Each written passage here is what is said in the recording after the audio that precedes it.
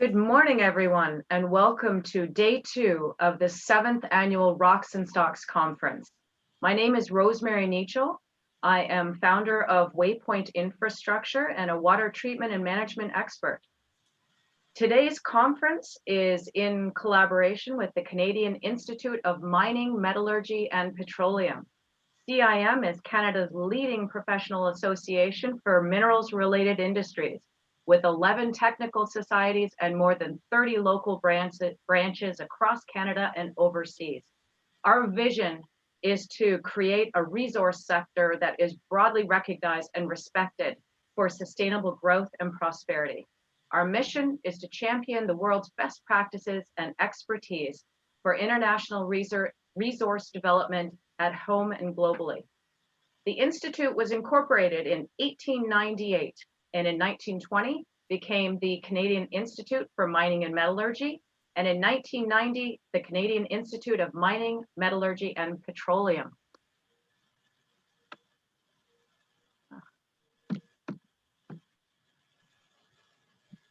Okay, I have a technical glitch here. I'm sorry, I'm trying to change my screen. This is day 2 of our conference. Day 1 was last week, where we discussed mining investments within the green economy. Today's session is mining in a COVID economy. What does the future hold? I would like to thank our video sponsor, Schulich Executive Education Center and the Global Mining Management Program. Without their help and support, we wouldn't have been able to give you the virtual conference today. I'd also like to thank our gold sponsor, Ernst & Young, our silver sponsor, DRA, and our bronze sponsors, Micon and CIBC. Now I'd like to introduce Jessie Lou Ernsting, who will be taking us through our conference today. She is the Vice President of Corporate Development for the brand new Canada Nickel Mining Company and consults on corporate strategy and finance projects for other mining clients. She is also an organizer of the Rocks and Stocks Conference today.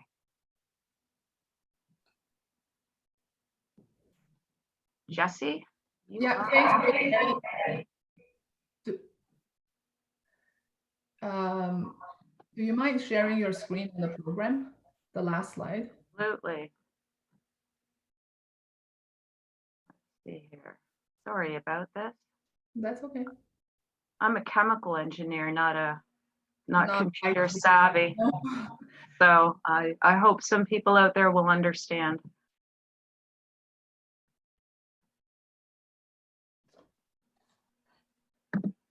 Our agenda for today. Yeah, so our agenda for today, thanks for providing the opening remarks, Rosemary. And Rosemary will also be your fearless leader in the Q&A and panel discussion session toward the end of today's conference. Before we dive into today's agenda, I just have a few housekeeping items for everybody. So as the audience probably already noticed, you have no ability to turn on and off your mic and camera. It's just, with a large audience, it will be getting a little bit, unruly and a little bit disruptive. So for you to ask your questions to our panelists, you will notice a Q&A button at the bottom of your screen. And that's where you can ask your questions, and other audience members will be able to upvote questions that you think are relevant and you're also interested in. And that way, relevant questions will float to the top and be handled by Rosemary to our panelists. We will not be having a Q&A session at the end of each presentation. Instead, we will have a combined Q&A session. And so to that end, please signal who your question is for. So which speaker the question was directed to. And you will see also beside the Q&A button, there's a chat function. We highly encourage people to input your name, your affiliation or company, and where you're calling in from today, so that it's a small way of networking, I guess, and so that way your friends and colleagues will be able to say hi to you, and yeah, let's have a lively discussion in the chat function. And then lastly, in terms of the program, you'll see that we had a slight change last minute, compared to the booklet that you received. In fact, after Roy's Slack, we will have Fred following Roy, and then after that will be Jeff from E&Y. So that's our agenda for today. And so now I have the pleasure of introducing our first speaker, who is Roy Slack. Roy is CIM's immediate past president, founder and director of Cementation Americas, and independent director of Torex Gold Resources. Roy has an interest and passion in workplace safety, and to that end, has been active in numerous safety initiatives in the mining industry, and currently chairs the CIM Safety Council. He will present on COVID's impact on health and safety in our industry. Roy? Okay, well, thank you, Jessie, and thank you, Rosemary. And I'll just share the screen here.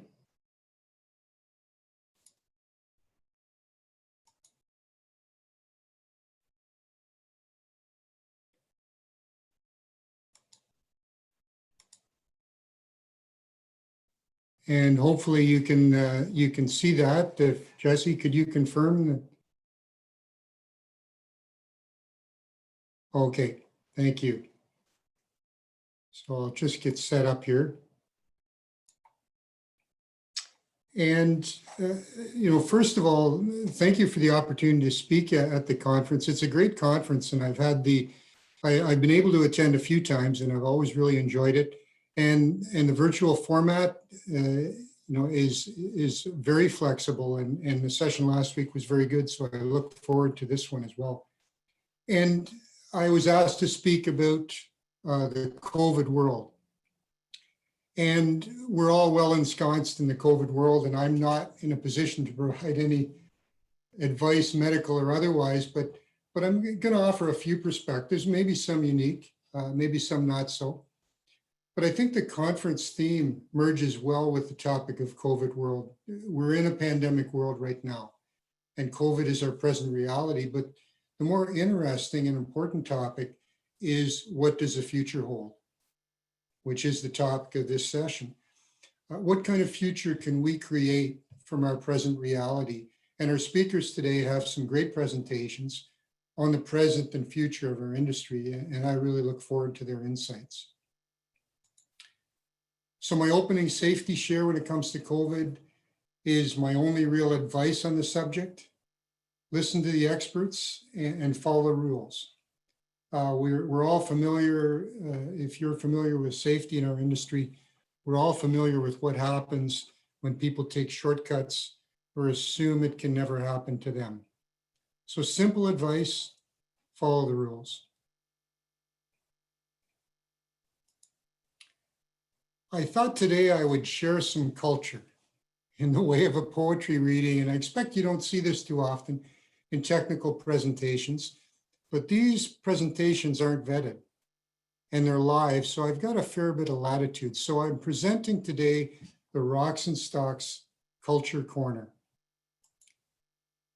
And our poem today, A Beer Drinker's Ode to COVID, read by the author. Even now, as pandemic grips our nation, I look for positives in every situation. Although a popular approach seems to be self-isolation, I reach for a cold Corona and opt for self-vaccination. Introverts have always avoided the bar and tavern noise. Now it seems that drinking alone is a healthy choice. They tell us 6% alcohol can be used to disinfect. Perhaps a case of 5% will have similar effect. No need to worry about going to work tired and hurting. Just call into that meeting and say the video isn't working. So if you can't find toilet paper at your local store, just crack yourself a cold one and then have one more. So thank you for your indulgence there. And I know I'll keep my day job, but there is a message in there that I wanted to base this short talk on, and it's on the screen now. And we must deal with the risk and protect our people during this time and at all times.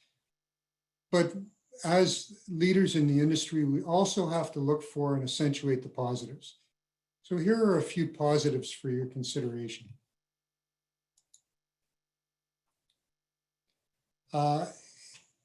It shouldn't take a pandemic for Canada to recognize what everyone in our industry already knows.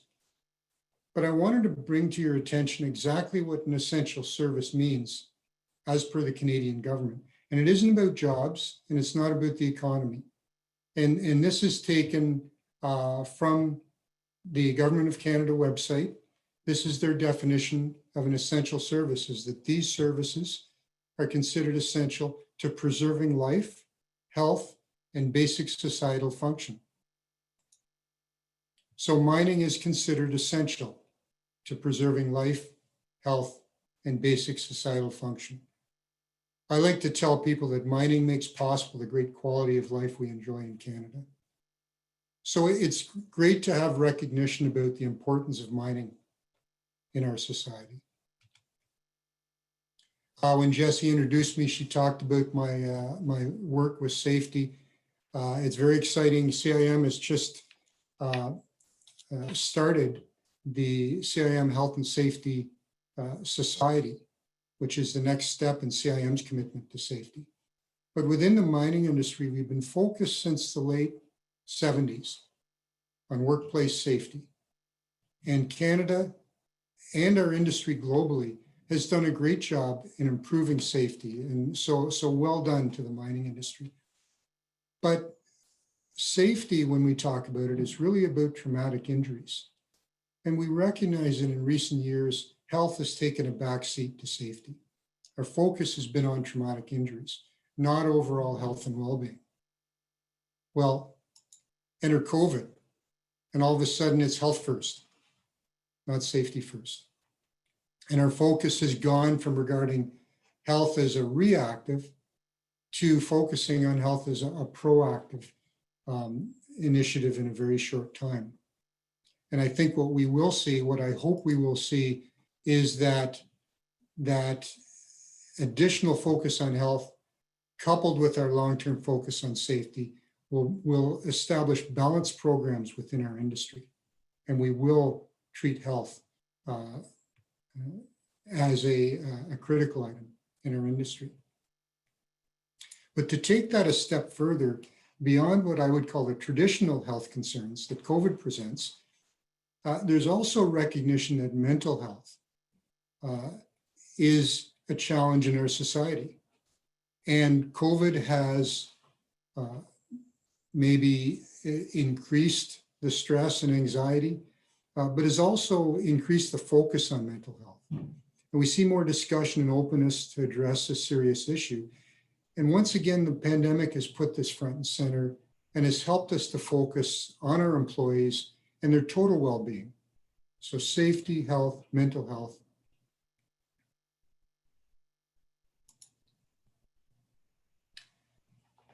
Experts propose one trait in particular likely leads to having an easier time coping with work at home measures.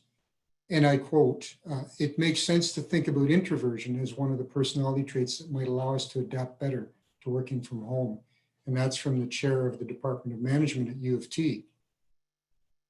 So let's talk about working at home. If so many people in the workforce are introverts, and did it work for your company? I'm not sure what your company's situation is right now. Did you expand and improve your communication systems? When your people were working from home, were they productive, engaged, happier? Why not have them work from home? I often wonder if it's the extrovert bosses who want everyone to return to the office. But we're in the mining industry, so we operate mines, and some of our people just can't work from home. We have mines to run, or can they? Remote and autonomous operations can add to the resilience and safety of any mining operation. Imagine a situation where your on-site workforce must be reduced by 2/3, but your production isn't impacted. Separating our people from workplace hazards has huge safety benefits too, and will help us on the road to zero harm.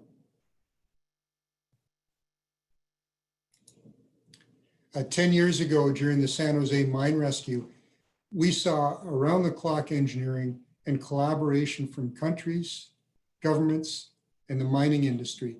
And it seems like the catalyst to true collaboration is sometimes a crisis coupled with a sense of urgency.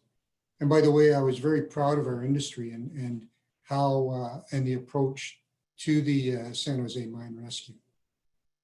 So what about collaboration? Well, today our industry is dealing with a new crisis. Tailings is an industry-defining issue for us, and we need to get it right. So can we employ the tools that we've learned to use during COVID to collaborate on this critical issue? And the urgency of this for our industry should not be underestimated. This is critical to the future of our industry. So once again, I'll digress. I have a knock-knock joke for you.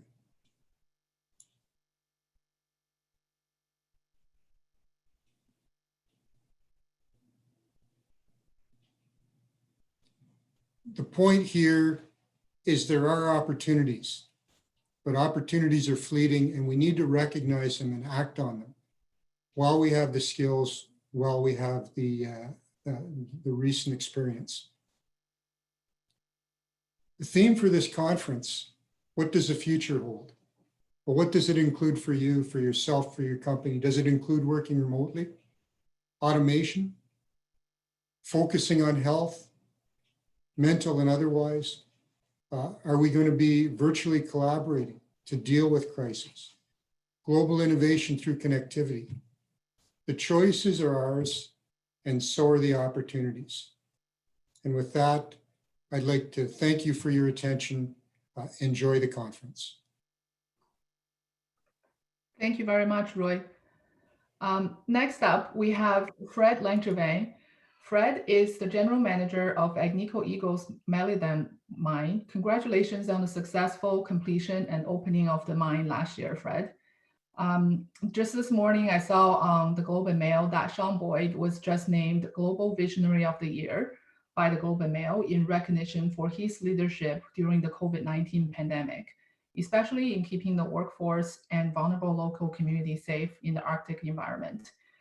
Now let's hear how Fred and his team at AEM contributed to this achievement. Good, thank you for the introduction and thank you for inviting me. So while you pull up the presentation, just a little bit of an introduction. I've worked with Agnico for the last 16 plus years now, and I've been fortunate enough to work in different operations, mostly in the BTB region. I worked at La Ronde, Lapa, and Goldex. And I joined the Melodine team about a year ago.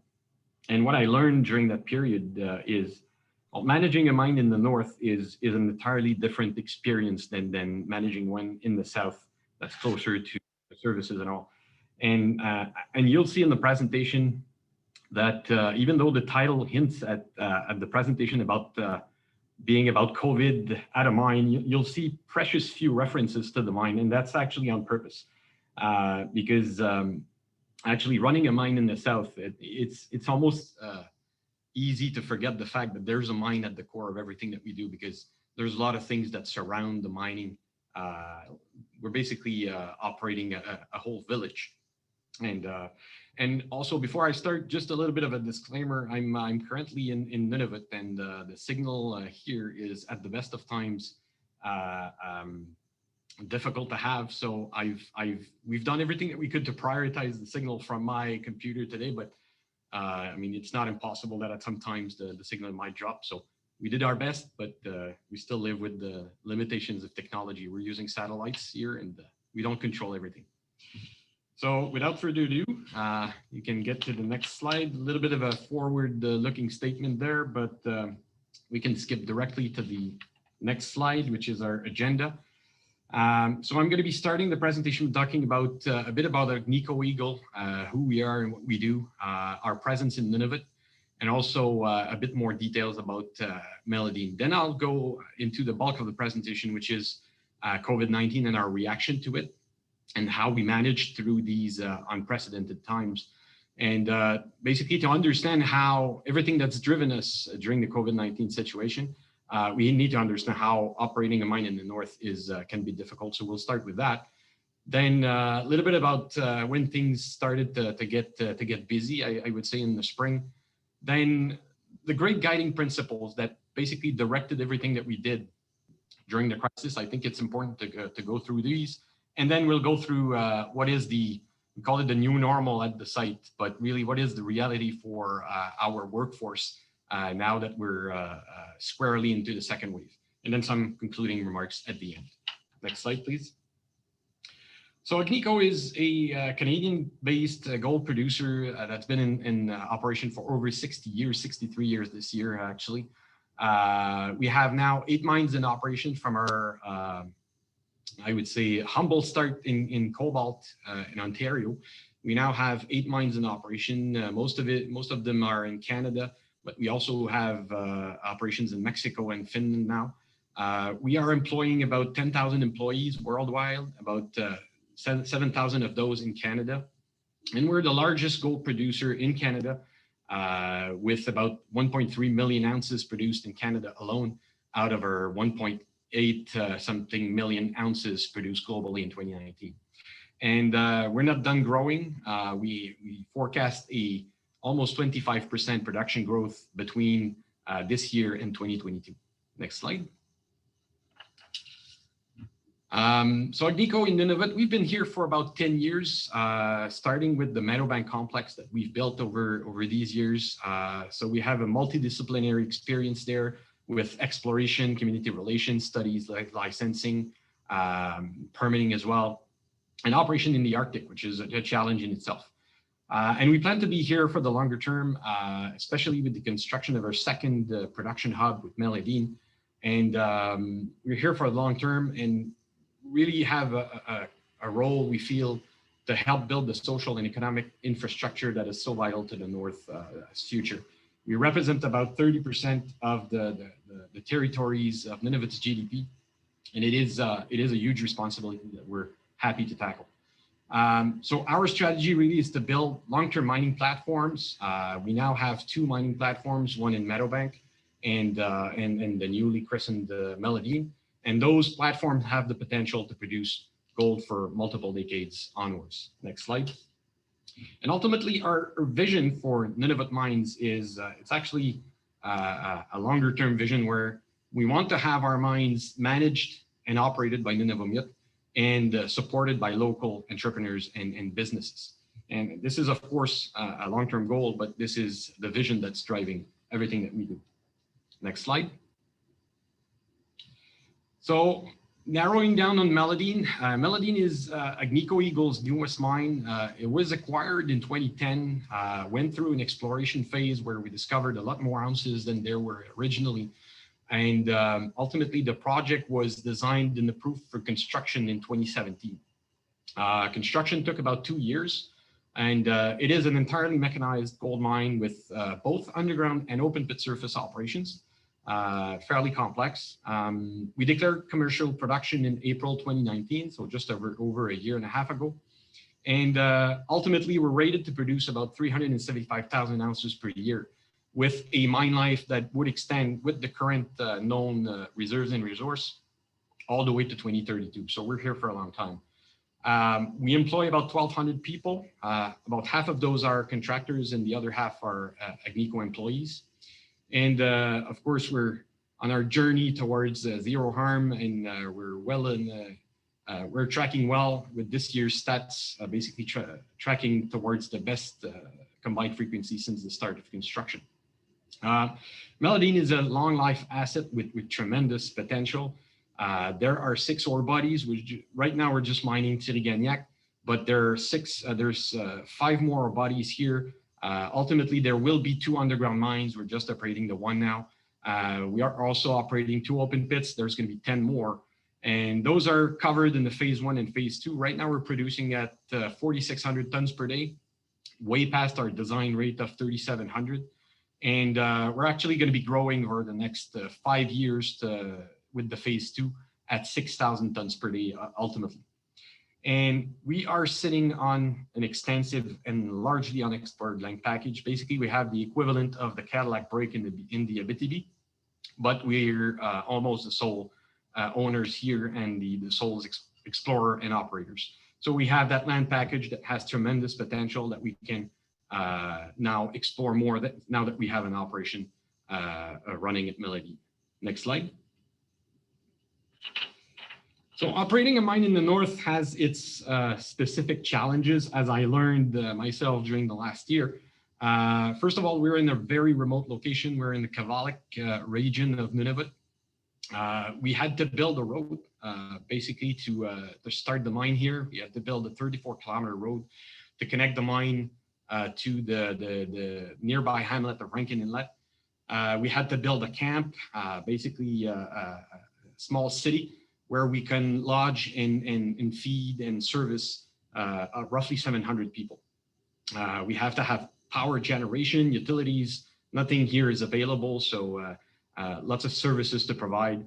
And also we have to deal with the extreme cold. It certainly makes for outstanding pictures in the winter with the cold lights, but ultimately when you have those images, it also comes with blistering cold. And sometimes we have to stop equipment because steel at those temperatures become brittle, and we basically run into the risk of damaging equipment because it's so cold. And also means that we have to get all the stuff that we need to last the whole year in a 2-month sea lift period. So we stack loads and loads of sea cans at the site where we have to basically bring all the stuff that we're going to need for the year ahead, a year ahead of time. And we also have to deal with wildlife in Nunavut. Wildlife has the right of way, and rightly so. And as you can see in the picture on the right there, that's actually one of our crew changes that got interrupted because there was a caribou migration. And so we have to deal with these constraints as well as we operate here. So the operation being so far from any center, city center, and the population in Nunavut being very sparse, we basically have to fly our workforce and supply our workforce from other areas. And that means that we have to fly our workers from all over Canada and abroad. We have 2 main hubs where we fly our workers. We have an airport in Mirabel and in Val-d'Or. So basically the flight leaves in Mirabel in the morning, takes a flight about an hour to get to Val-d'Or, and then it's about 2.5 hours to get to Rankin Inlet where people disembark. And then it's a 45-minute bus ride from Rankin to the mine. So the great majority of our workers are working rotations, 14 and 14. We do have some odd rotations in there. We have 21 and 14, 28 and 14. Some people are also working on 7-7 rotations, and the management is working on 4 and 3 to ensure the continuity of everything. Next slide. So getting into what I call the storm is basically how things escalated really quickly. At the start of basically in February and January, had news from Europe and Asia and a few cases in Canada, but pretty much like everyone else on the presentation right now, I feel that we were seeing this from a distance. We were proactive, implementing a screening questionnaire at boarding, new hygiene measures at site, but it was almost just seen as a bad case of the flu. So we kind of we were proactive, but not as much as we could have been. So, and in that time, we had to deal with some extractions of personnel. Basically, when I would say the personnel got a bit more sensitized to what the consequences could be, then anyone with a runny nose at the mine would be looked at crosswise. And so we had to extract those people just to manage the anxiety at the site and all. And during that period, we really started to encourage teleworking and all.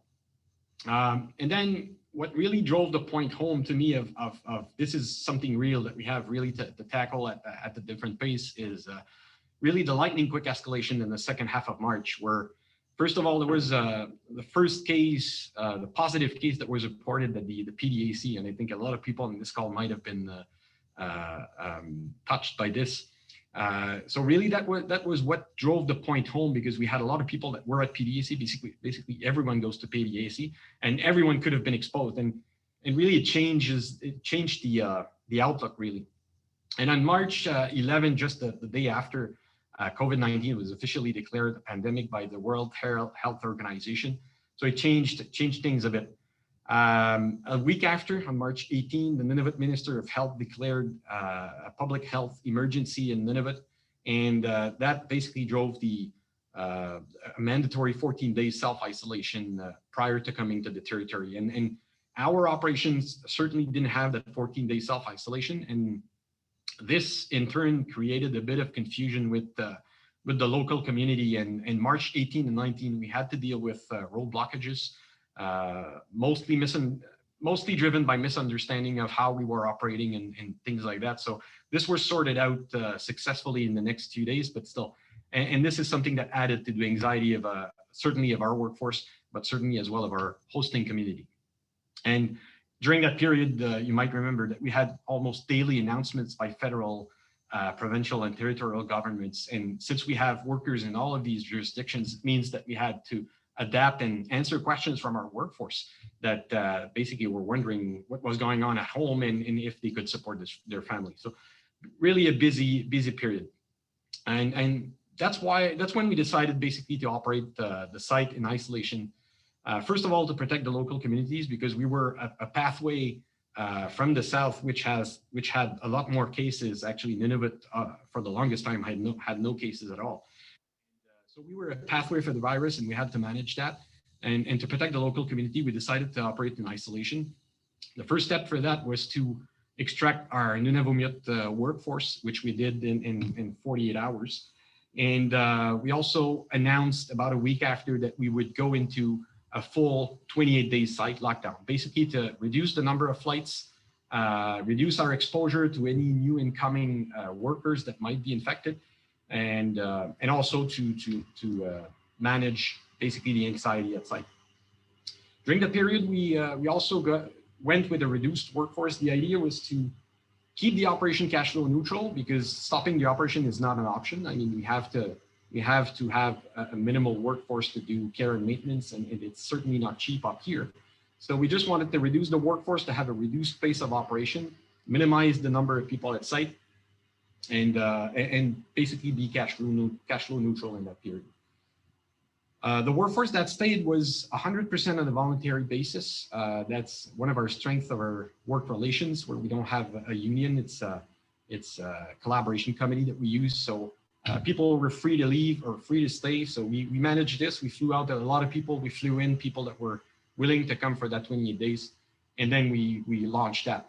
And after that, over time, we launched a second and a third 28 days rotations as things evolved in the south. Next slide, please. So really, there were three main guiding principles that, thank you for pausing. There were three guiding principles that basically everything that we did at site was derived from.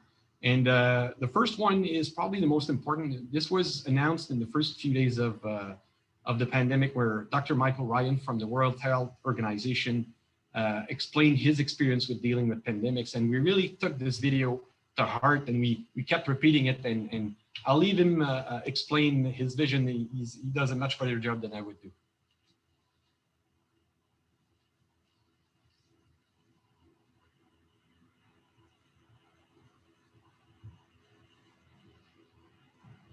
Okay, I'm not hearing anything, so.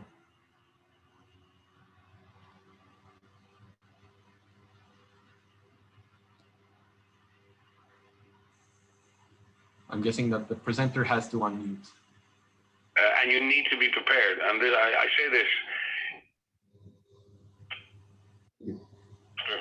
So many Ebola outbreaks in my career are be fast, have no regrets. You must be the first mover. The virus will always get you if you don't move quickly. And you need to be prepared. And I say this.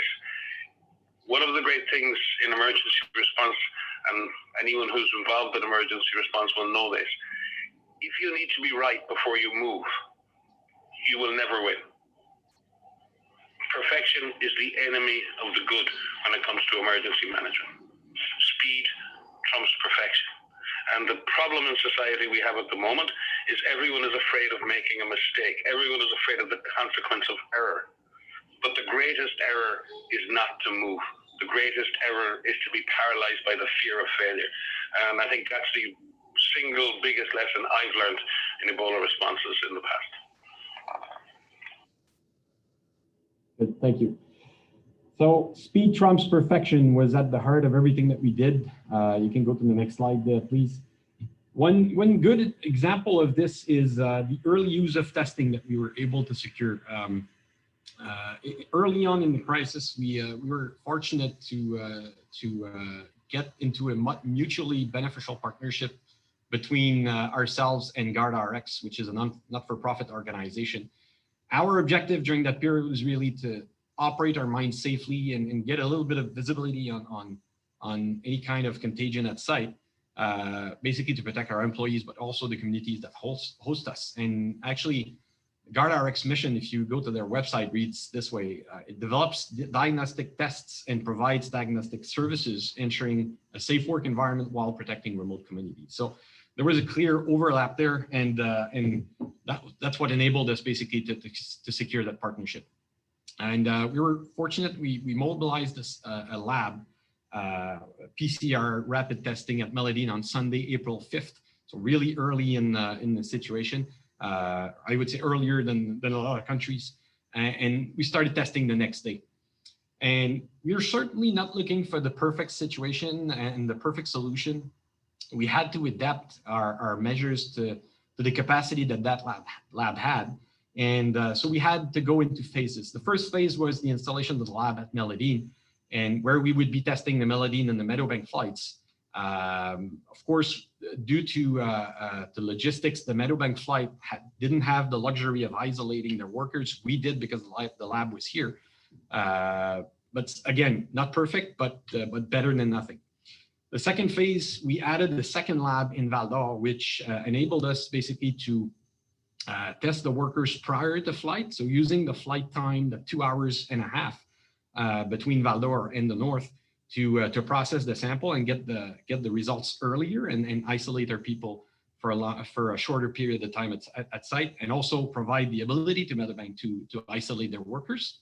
And at that time, we also started the random testing to add a second layer of protection, because our first layer of testing basically doesn't protect us from a person that would be in incubation. So having a second layer at day 5 would protect us from that. Then the third phase was the introduction of systematic retesting. We had more capacity. The lab in Val d'Or was getting more, I would say, practical. Same thing for the lab in Melodine. We had accustomed ourselves and we know how to operate them. And so we introduced the systematic retesting at Melodine. Fourth phase was the addition of a lab at Meadowbank, which we opened last week, and introducing systematic retesting at day 5 there. And then we're working right now on the next phase. What is it? What is it going to be? I don't know exactly. We're juggling with options, but we certainly want to have a bit more visibility, because right now we have to deal with cases as they get to site, because the results are in as people fly, and we have to deal with that at site. We would much more prefer to deal with these cases down south. So we're looking at options. Next slide. Second principle is the Swiss cheese theory, and it really complements the speed trumps perfection principle, where we know for a fact from day one that fighting a virus is a losing battle. And we've been very transparent with our workforce that it was not a matter of if, it was a matter of when the case would be coming to site. And so we feel that using multiple imperfect control measures, but adding up would be a better way to deal with this. And again, in the sense of speed trumps perfection. It would reduce the likelihood of the virus getting to site, but also give us a fighting chance once the virus gets to site. Basically give us a better control and provide us with enough time to do proper contact tracing, and also prevent any kind of community transmission at the site. So we have all of these measures: the screening down south, the testing, education of people at site, and also hygiene. Those are the big categories, but there's of course a lot more of those. And last note on this slide is we're not sacrificing the hierarchy of controls over that, but I mean, we always want to be working at the top end of the hierarchy of controls where you want to eliminate the risk or substitute it. But if having a solution faster, an imperfect one, was a PPE, as we've done with the masks, I mean, that's certainly something that we implemented quickly, waiting for the perfect situation to come later in time. Next slide. And the third guiding principle really is constant and open communications. That's been the linchpin of everything that we've done at the site.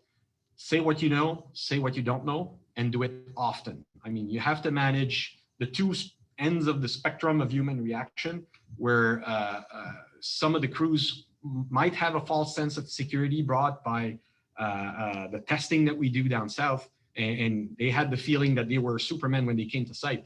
And at the other end of the spectrum, that there's anxiety to manage as well for people that are more of an anxious nature and understand a bit better the situation with contagion at site.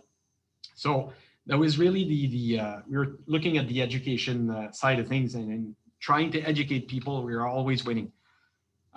Also very important to raise and maintain awareness. That's very important because COVID fatigue sets in at some point, and we have to remind people and remind them of what's important. And last but not least, what it enables us to do as well is it enables us to tap into 1,200 minds. We have 1,200 people working here, and the questions that we get, the comments that we get when we are in constant communication with these people are sometimes very pointed and very, very tough to answer, but these tough questions are the ones that make us progress the most. And we felt that putting these 1,200 minds to work was better than managing the situation on our side. Of course, we had to be creative to manage all of that, and without going into too much detail, we had to manage teleconference at site, where we had to distribute the people in every room that we have to maintain the physical distancing. For people off-site, we had to use our payroll website to reach them. We also did phone calls to from our supervisors to the Nunavut workforce to keep in touch and explain to them how the situation was evolving at site. Next slide.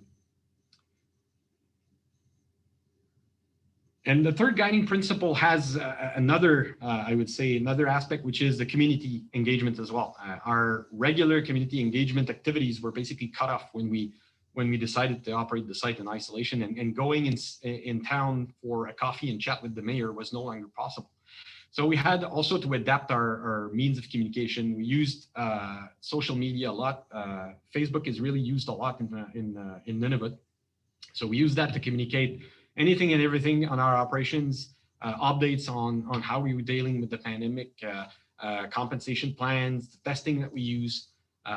So we used this a lot. We also used local radio. The elders in Nunavut are using the radio a lot to keep informed, and we certainly use that. And in the first wave, there was also a menace to shut down the local radio because of lack of funding. So we supplied funding to make sure that the radio kept open, to be sure that the elders were well informed as well of everything that was happening in the community. We had regular phone calls with stakeholders that we couldn't meet anymore, and video conference when we needed to explain things a bit more complicated. And one thing also that was important as well is explaining and making sure that the local medical authority was abreast of everything that we were doing and supportive of everything that we were doing.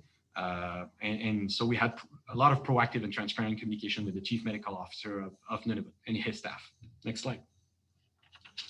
So a quick recap, the Swiss cheese theory, multiple layers, imperfect as they are better than nothing. Speed trumps perfection. Perfection is the enemy of the good. So we were looking at earlier and faster solution, especially since we didn't know everything and the science wasn't too much advanced on that. And all of that supported by say what you know, say what you don't know, and do it often. Next slide.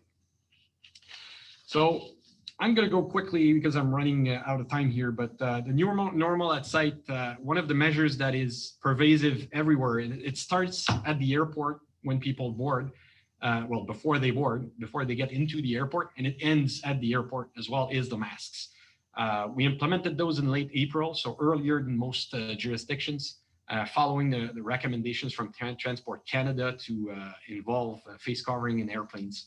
And what really drove the point home for us that we had to go forward with the masks was when we look at the Health Canada contact tracing guidelines, which we adhere to, and Nunavut uses as well, the masks makes a huge difference. Basically, it puts everyone from high risk of contagion to low risk in an instant, and really is the linchpin basically of our defenses. Even though it's a PPE, it's fairly low in the hierarchy of control. It is still very useful, and in our experience so far, it's worked really well.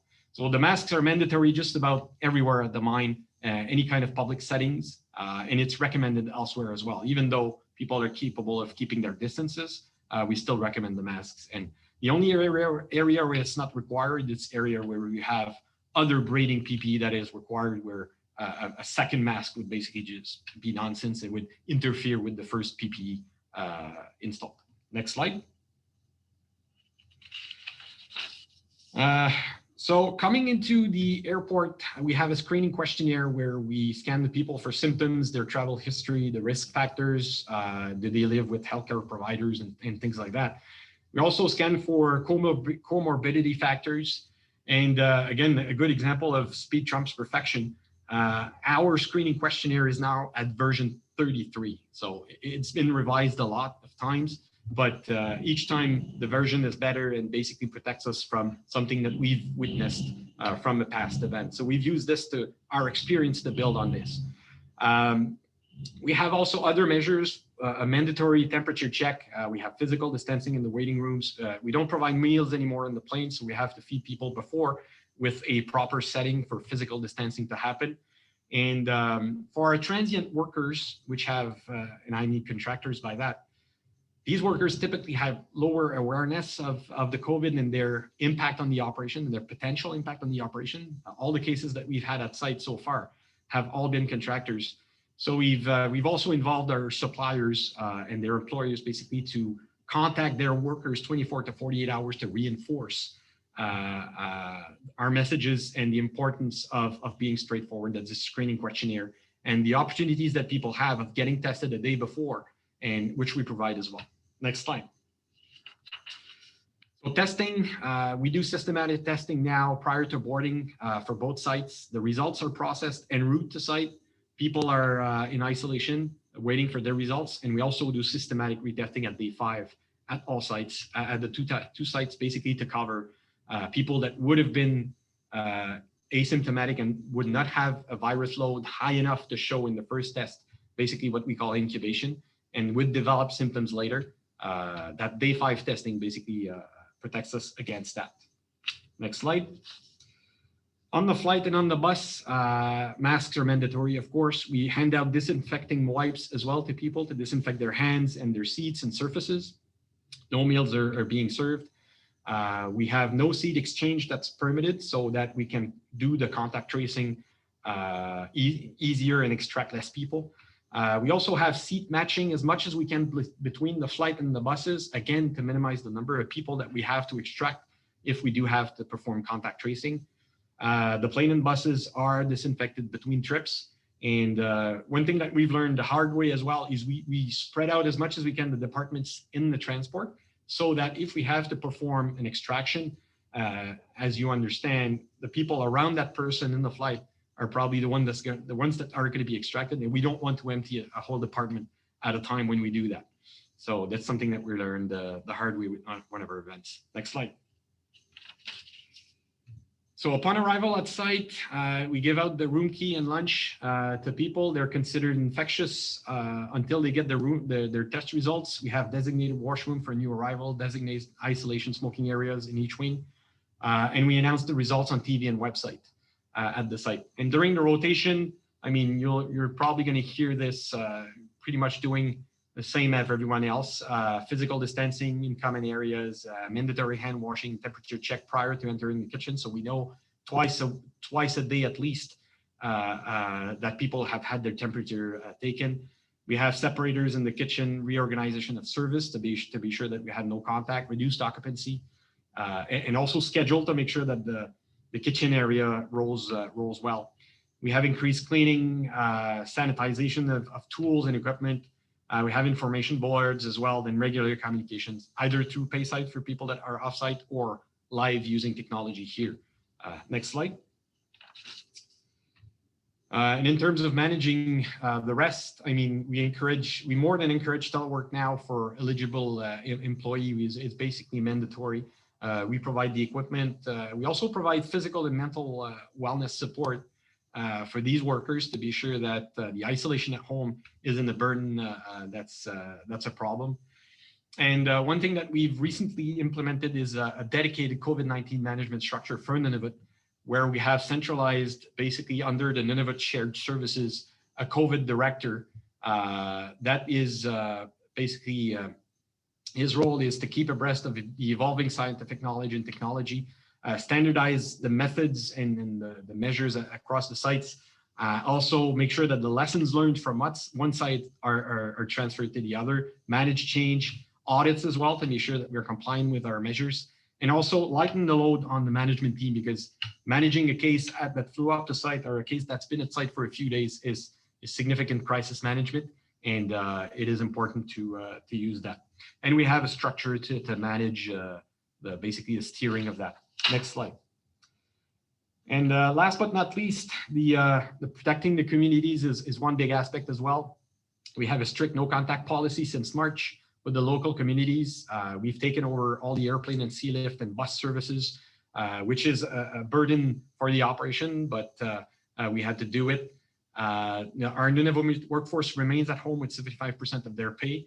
During that period, during the summer, we created the Good Deeds Brigade, where the idea was basically to provide the opportunity for our workers to get 100% of their pay, but be working in the communities doing community service. So it's a win-win situation basically for us, where we would be remunerating our workforce at 100%, but those people would be active in the community. So very good initiative. At the highest point, we have 59 employees working in 5 communities on community-led initiatives in the community. So really good. And unfortunately, with the recently evolving situation of COVID-19 cases in Kivalliq, we had to suspend this initiative. And we also provided support to the communities via providing PPEs, providing food hampers in the first wave, about $250,000 worth of support. And lastly, with the last week's events, we've provided an additional $400,000 worth of support, mainly PPEs again, and food hampers, so that people didn't have to exit their homes to get food. Next slide. So in closing, since the end of June, we've been back to a regular schedule, and we've enjoyed this summer, like many of you on the call today, some degree of normalcy over the summer. But right now, the second wave is definitely on. We had our first case of COVID at site that flew up the site on September 28th. And since then, we've had 7 confirmed cases at site, including what we call the perfect storm scenarios. 2 of those where a person was either caught at site with the 5 days retest, or had developed symptoms and decided to go to the clinic to get tested on a voluntary basis. So those perfect storm mean that we had people with a virus load at site evolving in our population. And so those are certainly cases that heightened a bit the anxiety. And we also had the first 2 cases at Meadowbank last week. And so we're up to 9 cases, but in all of those cases, we had no transmission at either of the sites. So it means that although our system might not be perfect, they are working so far, and we've used all these 9 events basically to build on our experience and build, basically work out some of the holes in our cheeses as we go forward. And I'll leave you with some ongoing challenges. Certainly COVID-19 fatigue is, we hear that a bit more in the community and the people around us and in the South. It certainly is something that we feel here as well. And we need to make sure that we keep the gloves up, because the opponent certainly hasn't given up. Reintroducing the Nunavut workforce is going to be a challenge. We've been in discussion throughout the summer with authorities. We certainly want these workers back badly, but I mean, we'll do it when it's right. It's right to do it when the circumstances are right. And right now, it's certainly not the right time. So it's going to be an ongoing discussion. And one thing that we've also seen is hopefully there's going to be a bit more uniformity between jurisdictions. Again, we have workers from multiple jurisdictions, and now there's a lack of uniformity, I would call it this way, between what one government, what provincial government says and what maybe the federal or other provinces say. And to us, that's a huge challenge to try and reconcile all of these points of view. And hopefully there's going to be a bit more clarity on that going forward. So that is what I had, and I'll maybe do a little bit of a segue on Mr. Slack's presentation earlier. I think it certainly is a way for us to embrace the new normal. It's certainly not going away in the near future.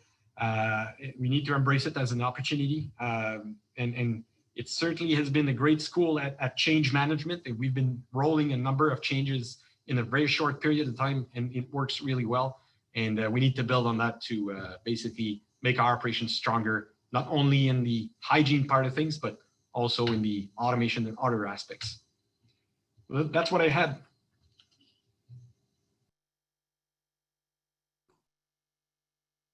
Thank you very much, Fred. You know, as an engineer, you're probably an engineer as well. I think it must have been a difficult transition to, you know, to go from the speed trumps perfection. Anyway, yeah, so that's a nice segue to our next presenter, who is Jeff Swinoga, who is a partner and national mining and metals industry co-leader at E&Y. Jeff will draw on his over 20 years of experience as senior executive officer and director of both large and mid-tier mining companies in various development cycles, and now as a strategy leader who sees the challenges from an extensive network of mining clients. Jeff will give us his perspective on how mining companies will operate in a post-COVID world. I just want you to tell me there is a post-COVID world right now. Well, there certainly is, and I have to say, you know, I'm so glad. I know we're running a bit behind, but I was really appreciative that Frederick didn't shorten his presentation. We hosted an event probably back in May where it talked to one CEO of a northern mining company. Basically talked about lack of information, how things were happening so fast. They had cases at their mine site. They actually had about 25 cases, but it was just, we had non-mining people on the call listening in, and you know, the feedback I got later on was it was very emotional to understand and to put yourself in their shoes when all this is kind of swirling around and everyone's looking for information. So I think, you know, one great thing about the mining sector is our ability to communicate to each other about our successes and what we've learned. So I think that's, I think it's a tremendous presentation that Freddie went through in such detail. So hats off to him. So maybe I'll share my screen and hopefully everyone can see that.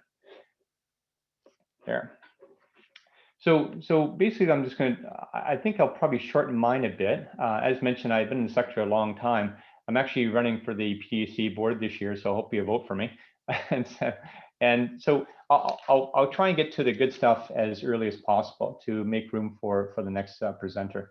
So I won't talk too much about COVID. I think everyone knows what's sort of going on to a large extent. One thing I will say is that I think the mining industry was very well positioned for, I mean, not to say everyone could predict it, but through a lot of crisis management programs, through the ability to de-lever and position themselves properly, liquidity and metal prices moving up a bit higher, mining companies health-wise, physical health is done well, and they're in a better position to do the right things at the mine site for the health of their employees and so forth. So I think that was it was great to see. So let me get into sort of the presentation. Every year we do a survey. We have about 250 plus senior executives at mining companies, a lot of CEOs, complete the survey to understand where the trends are, what's happening. we completed the survey and announced it last month. So the results sort of came in August and September area. So it's very much in the thick of what COVID was happening to all of us. So I think one thing, I'm just going to touch on a few things in terms of the trends that we're seeing there. And then also, so license to operate was #1 again this year. 3 years in a row. It's going to continue. If you haven't heard about ESG, I encourage you to start researching it or learning about it. I'll go through license to operate. I'll go through workforce, and I'll go through digital and also some transformational aspects we're seeing in the sector. So, as I mentioned, three years in a row. And it's really a lot of things that even Frederick was mentioning about, working with our local communities, doing a lot of listening, understanding what does the government want us to do, the permitting aspect, how are we demonstrating transparency, and how are we measuring ourselves, most importantly. One thing that's been a big topic is to understand what are the metrics. Every mine site is different, underground, open pit, different commodities and precious metals. So understanding how those metrics translate into understandable, measurable aspects that investors can look at, communities can look at, governments can look at. So it's extremely important. But also it's created an opportunity to accelerate a lot of the thinking that was already started before COVID. From an investor perspective, last year we did a survey, and almost every investor says they conduct an evaluation of a company's ESG disclosures. And when you look at the investment decision that they're making, they say that ESG performance plays a pivotal role in their decision to invest. So I would even say if it was 97% last year and 96, it's probably closer to 100, because I can't imagine investors not looking at this in more detail. So when we looked at our survey with the executives, we said, what is the most important aspect of ESG and where is it? And the response that came back was 73% was the local community impact. And that really aligns with my background and some of the work I've done, where it all kind of starts at the local community. And then the second was water management. I've got a slide on that, and I'll talk about that briefly. And then other aspects that we can go through. But overwhelmingly, three quarters said local community impact. Now the focus on water. If you look at what's happening, 70% of mining projects from the 6 largest mining companies operate in water-stressed regions, and that's set to increase. So when we talk about climate change, when we talk about preparing for the 10,000-year storm and aspects like that, we really can't look in the past. We've got to look in the future, and there's a lot of predictive elements that we need to understand and put into our mine planning, into our feasibility studies and our PEAs that are very important to make sure that we are planning to do the right thing and educating communities why that is the right thing. So I think that's extremely important. And my point is water is going to become more important. So what does a strong ESG program do? Just a slide to say, it just makes everything better. It makes you sort of a partner with the community, understanding their issues that every community is different. Spent a long time up north talking about housing. They don't really have a lot of housing available to actually attract workers up north to supply the hospitals, for example. So understanding local issues and how you can work with the community will make permitting easier, will make, I've been in situations where companies had blockades. And so you want to make sure that you're listening, you're understanding, and what their issues are, what they're dealing with, as well as what we would like to accomplish as well from a mining perspective. So very proud of how the mining sector has performed with respect to health and safety. There's been a lot of work, a lot of communication between companies, ones we've helped out as well, where we talk about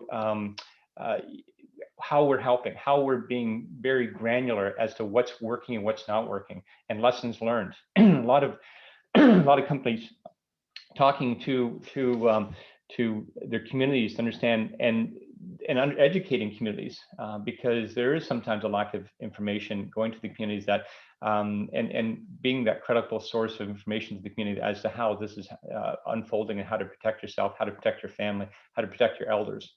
So very proud of what's been happening. So we asked our group, we said, how will COVID affect your workforce, and what are you planning to do? Well, a lot of the CEOs mentioned automation and creating remote operations or remote work sites. And so it's great to see. That was already happening, but again, this is just an acceleration of what was happening before. And then in terms of company culture, I'm a big culture guy, big values person. So one thing that's come through is that one of the, I guess, benefits, there's very few benefits of COVID, but one of the few benefits of COVID is that it's forced change upon operations. And what's that mean is that people are more willing to embrace change, embrace transformation, embrace maybe new procedures, understand how we can do things better from a mining perspective. So that's really opened up the door to a lot of opportunity to see things in a different perspective as opposed to 20, 30, 40 years ago. And then this slide just talks about how there's more agility, there's more understanding as to what is beneficial at site, and increasing the capabilities and what resources are needed and the timing of those resources. So it's really accelerated transformation, as I mentioned. So I want to talk a bit about what's happening from a government and taxes perspective. Our survey came back and said, roughly about 60% said that we're likely going to see an increase in royalties and taxes and some policy changes. And so what does that mean? Well, mining's tough already. So to add another layer of burden onto the economic models is going to be a further stress upon mining companies. So if you look at, here's a slide that talks about, there's been trillions of dollars that have been put into local economies country economies to kind of combat COVID. And it's not done yet, as Frederick mentioned, on the second wave coming already here. So what's this mean? That there's already been talk about maybe there's a global minimum tax on mining companies. In general, all companies, but it will affect mining. And then the belief is that there will likely be more regional or country-focused minimum taxes, even though you've developed your ore body, you plan to, you're in production early on, you have all these deductions. There's likely going to be something imposed to say that you still have to pay some tax to contribute to the tax burden and to the effects of COVID. So let's get on to something a little more interesting, digital transformation. And so when we looked at the survey about what executives plan to do in the future, over 21% basically said that they're going to invest much more into transformation, focused on health and safety. And so that's great to see. So a lot of capital is going to be devoted to innovation and transformation. So where's the money going to go? Well, we think it's already flowing into how to operate remotely, understanding technologies that could benefit health and safety. There are stats that you can see on the slide here that approximately 250 lives and 12,000 injuries could be avoided if we had more remote operations. Data analytics is becoming increasingly important with all the computing technology we have and all the data that's becoming available.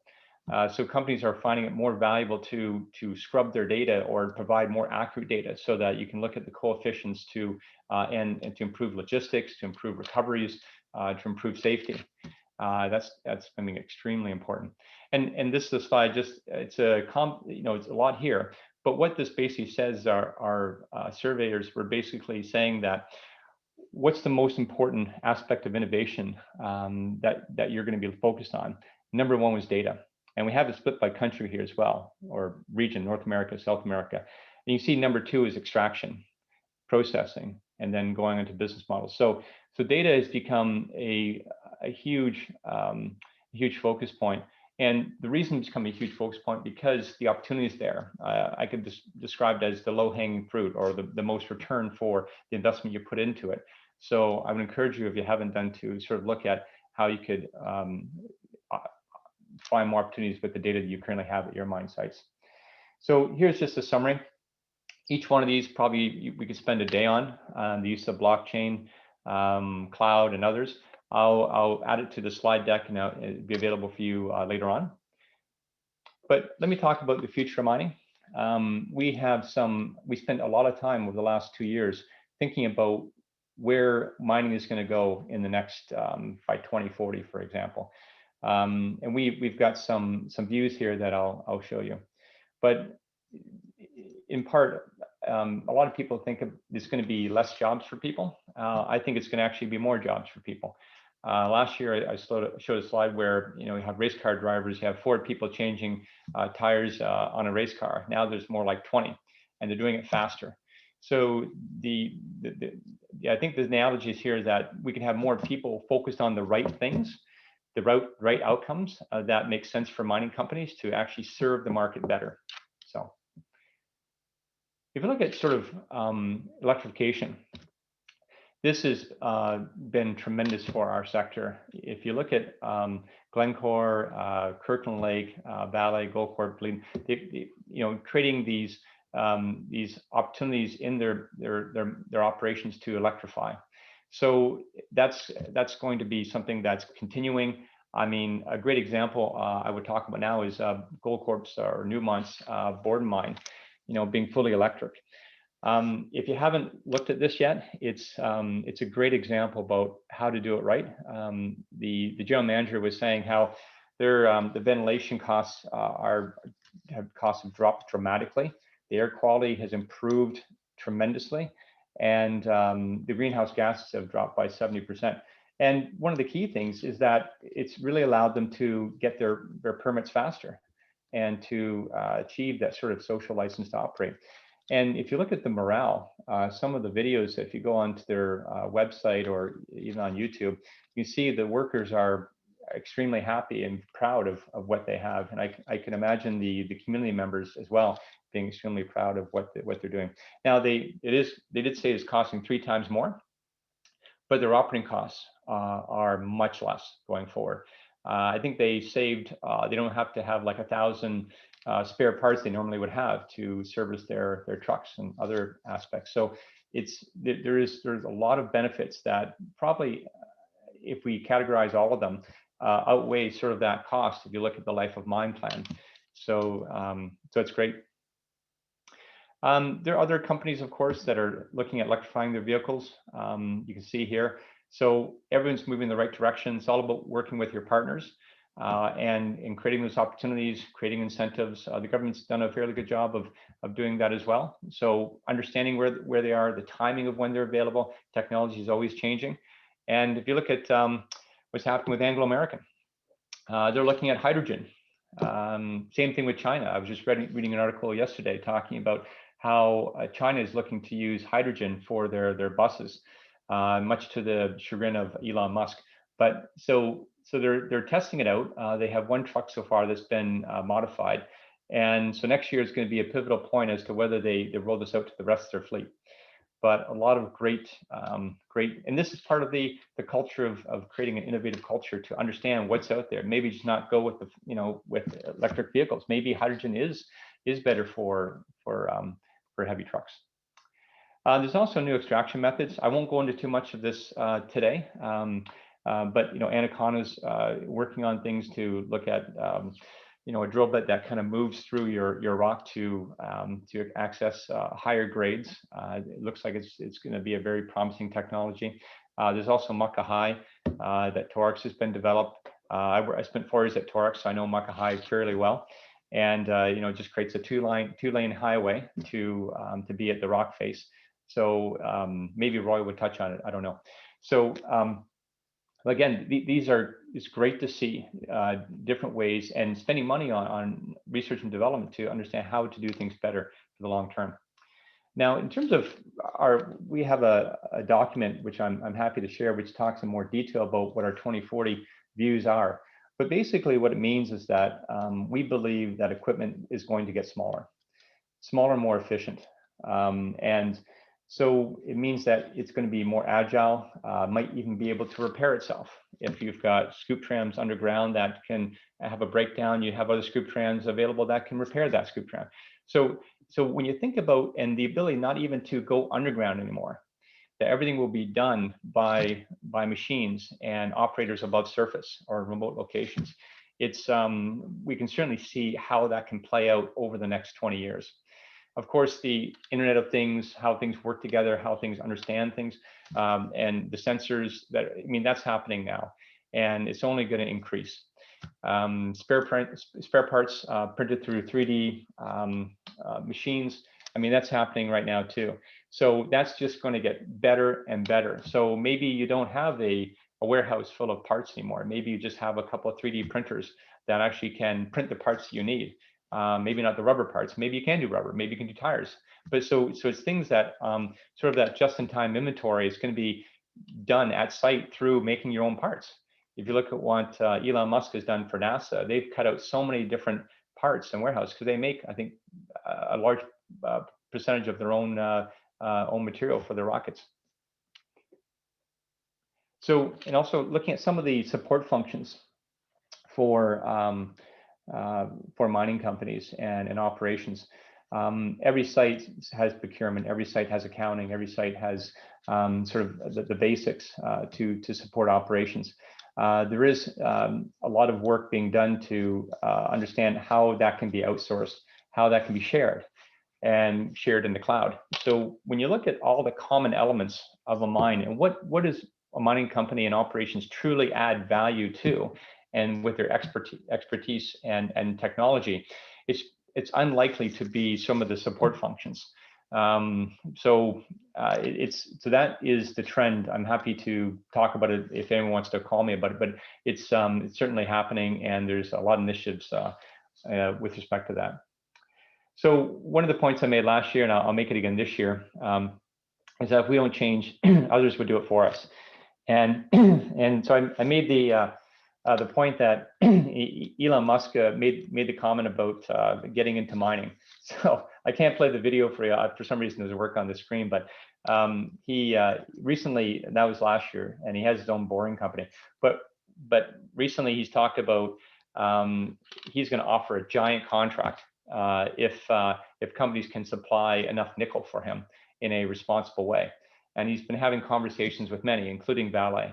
So I don't think he's going to drop into our sector and show us how to do it sort of his way.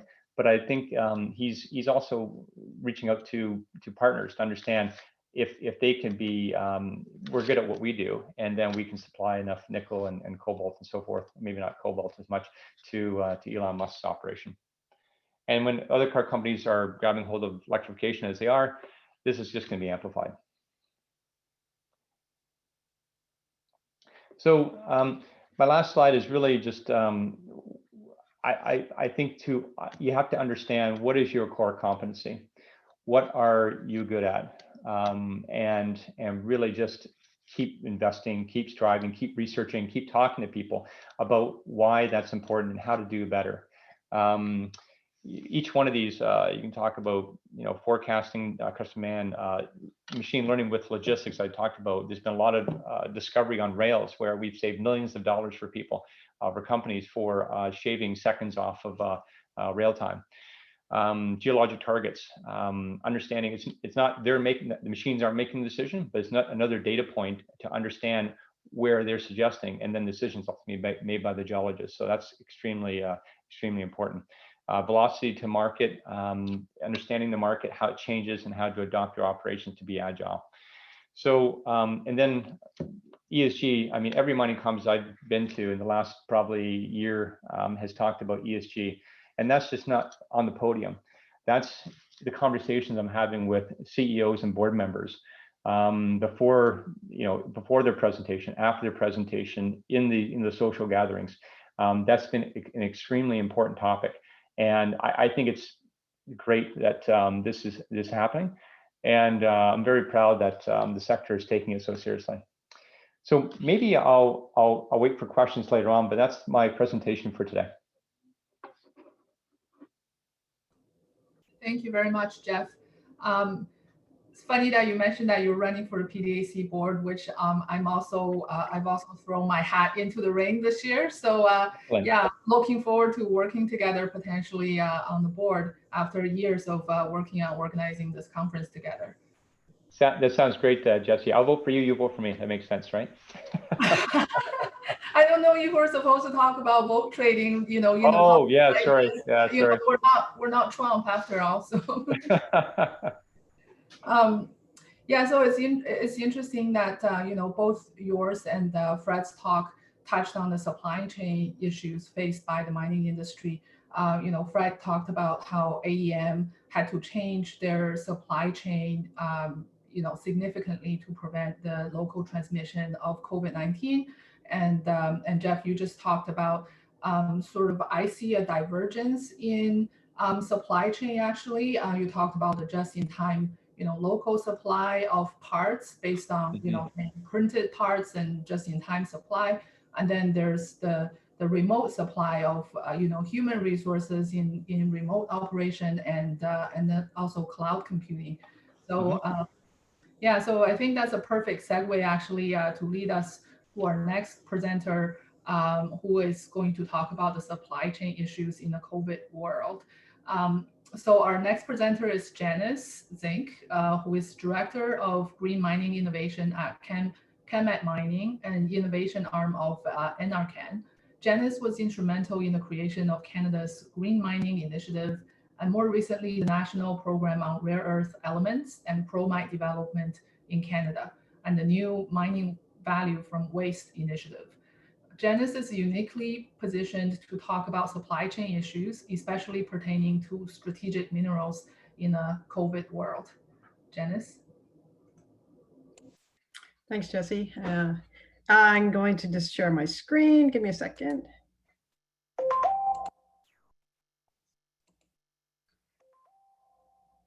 Now I've got to get myself back to the front.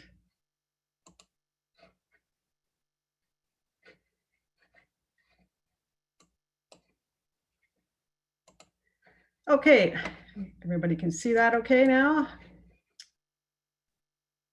And okay, so thanks very much for the introduction, and I'm going to talk a little bit about supply chain issues in a COVID world, and I'm going to focus on a few different areas. First of all, I'm going to talk a bit about the minerals and metal supply chains.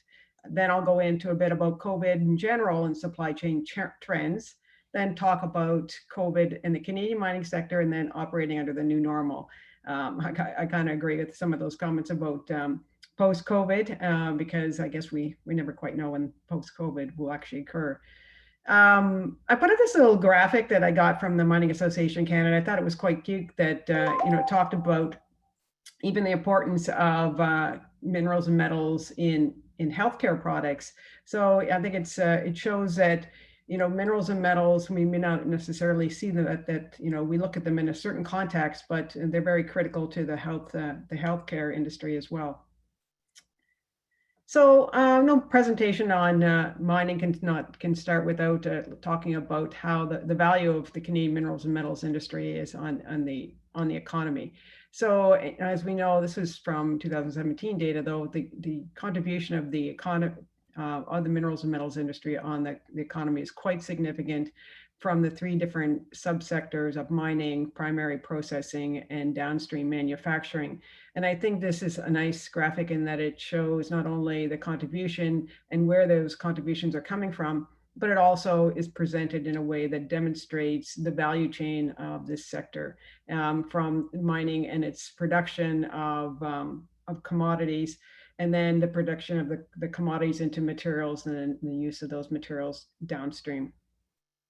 So let's get in and talk a little bit about the impact of COVID on supply chains. And I'm going to start off fairly general, But I mean, there are a couple of surveys that have taken place recently in terms of looking at what are the current concerns with respect to COVID on supply chains and on industries. Okay, so first is with respect to the industry, and this is for metal making, but you can see that supply chain disruptions are fairly significant. But when we actually unpack that a little, we see that that actually impacts on many of the other concerns. So certainly financial impact, recession, looking at consumer confidence, and difficulty in getting funding. So the supply chain is really quite broad-reaching and quite there's impacts that are seen a number of different areas in terms of if COVID and how COVID impacts the supply and value chain. You'll see wide-reaching implications. In terms of the industry itself, in what are some of the concerns, and this came from the Northern Miner earlier on during the pandemic. So the concerns that were raised were first the long-term or permanent mine shutdown, about 30%, loss of skilled workers, demand destruction, and that's interesting, certainly leading right into the value chain itself, and of course the ability to raise funding. I put this in because I think it just shows the trend, and we all know the issues around trying to secure a number of products. And this is really, I think, highlights what happened to supply chains around the world when it came to basic household products, particularly with toilet paper and hand sanitizer, where not only the supply became very limited and the inventory became very low, the prices escalated. And you can see that classic supply-demand economic ratio in terms of how the costs of these basic household items have escalated quite significantly because of the demand. And I think that kind of just underpins what we're going to see in terms of the value chain itself. And so what's going to happen with COVID when we actually go into the new normal? So, we can look at this past 9 months or so, and we can apply this supply chain response and what we've seen already. So in the early months, we reacted, and I have a few more graphics and data later on to show what actually happened with the industry. But the reaction was certainly one of shutdown, extreme supply chain disruptions in our sector, but also many other sectors. And then we're starting to rebuild throughout the summer, and now we're starting to see a bit of rebound. What will be the new normal and when will be the new normal? We're not really sure at this point. Also, I think it's important to look at, how has COVID impacted the economic output of various different sectors. And you can see that there's no, on this spectrum, there's no mining and metals sector. However, manufacturing certainly is seen as one of the most high-risk sectors. And of course, the raw materials from the minerals and metals sector feed right into manufacturing. So you can ultimately look at that as one value chain. And that there is a fair bit of risk if you look at the full value chain for minerals and metals into manufacturing. But as we see later on, there are also a number of opportunities. So what have we seen? And some of these impacts have been noted already by previous speakers. Thanks very much for the introduction to these. Certainly disruption and vulnerability. The point about just-in-time delivery is a very valid one, in that we're used to cost-cutting measures, looking at global value chains in order to reduce costs. But this has actually just resulted in increased vulnerability. And what we've seen is what we thought were efficiencies and economic upsides have now proven to be quite impactful in a negative way due to that disruption and vulnerability. We've also seen consumer demand changes, and that could be for many reasons, but certainly if we like looking at the work environment itself and the fact that the majority of workers are now working remotely or teleworking, there has been a change in that consumer demand and what consumers are looking for and what are they purchasing, and that has also driven value change quite significantly. So now we see that there's far more interest in looking at certainty and security over the delivery of goods and somewhat services from what was once just-in-time delivery. I did like the point about 3D printing. I think that's quite interesting in terms of producing your own just-in-time delivery and having absolute control over that. The freight industry, of course, has had major positive impacts if you look at its demand, but that's also impacted delivery, and that there's just been, unforeseen demand there that's not been able to, where companies have not been able to manage that demand.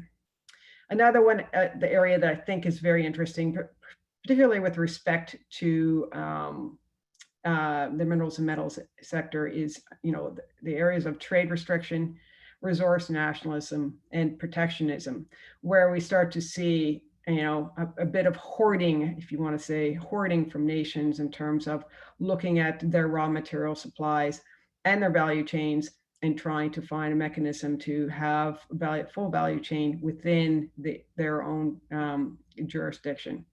And of course, there's been inventory changes and challenges. We've seen some stockpiling and export limitations.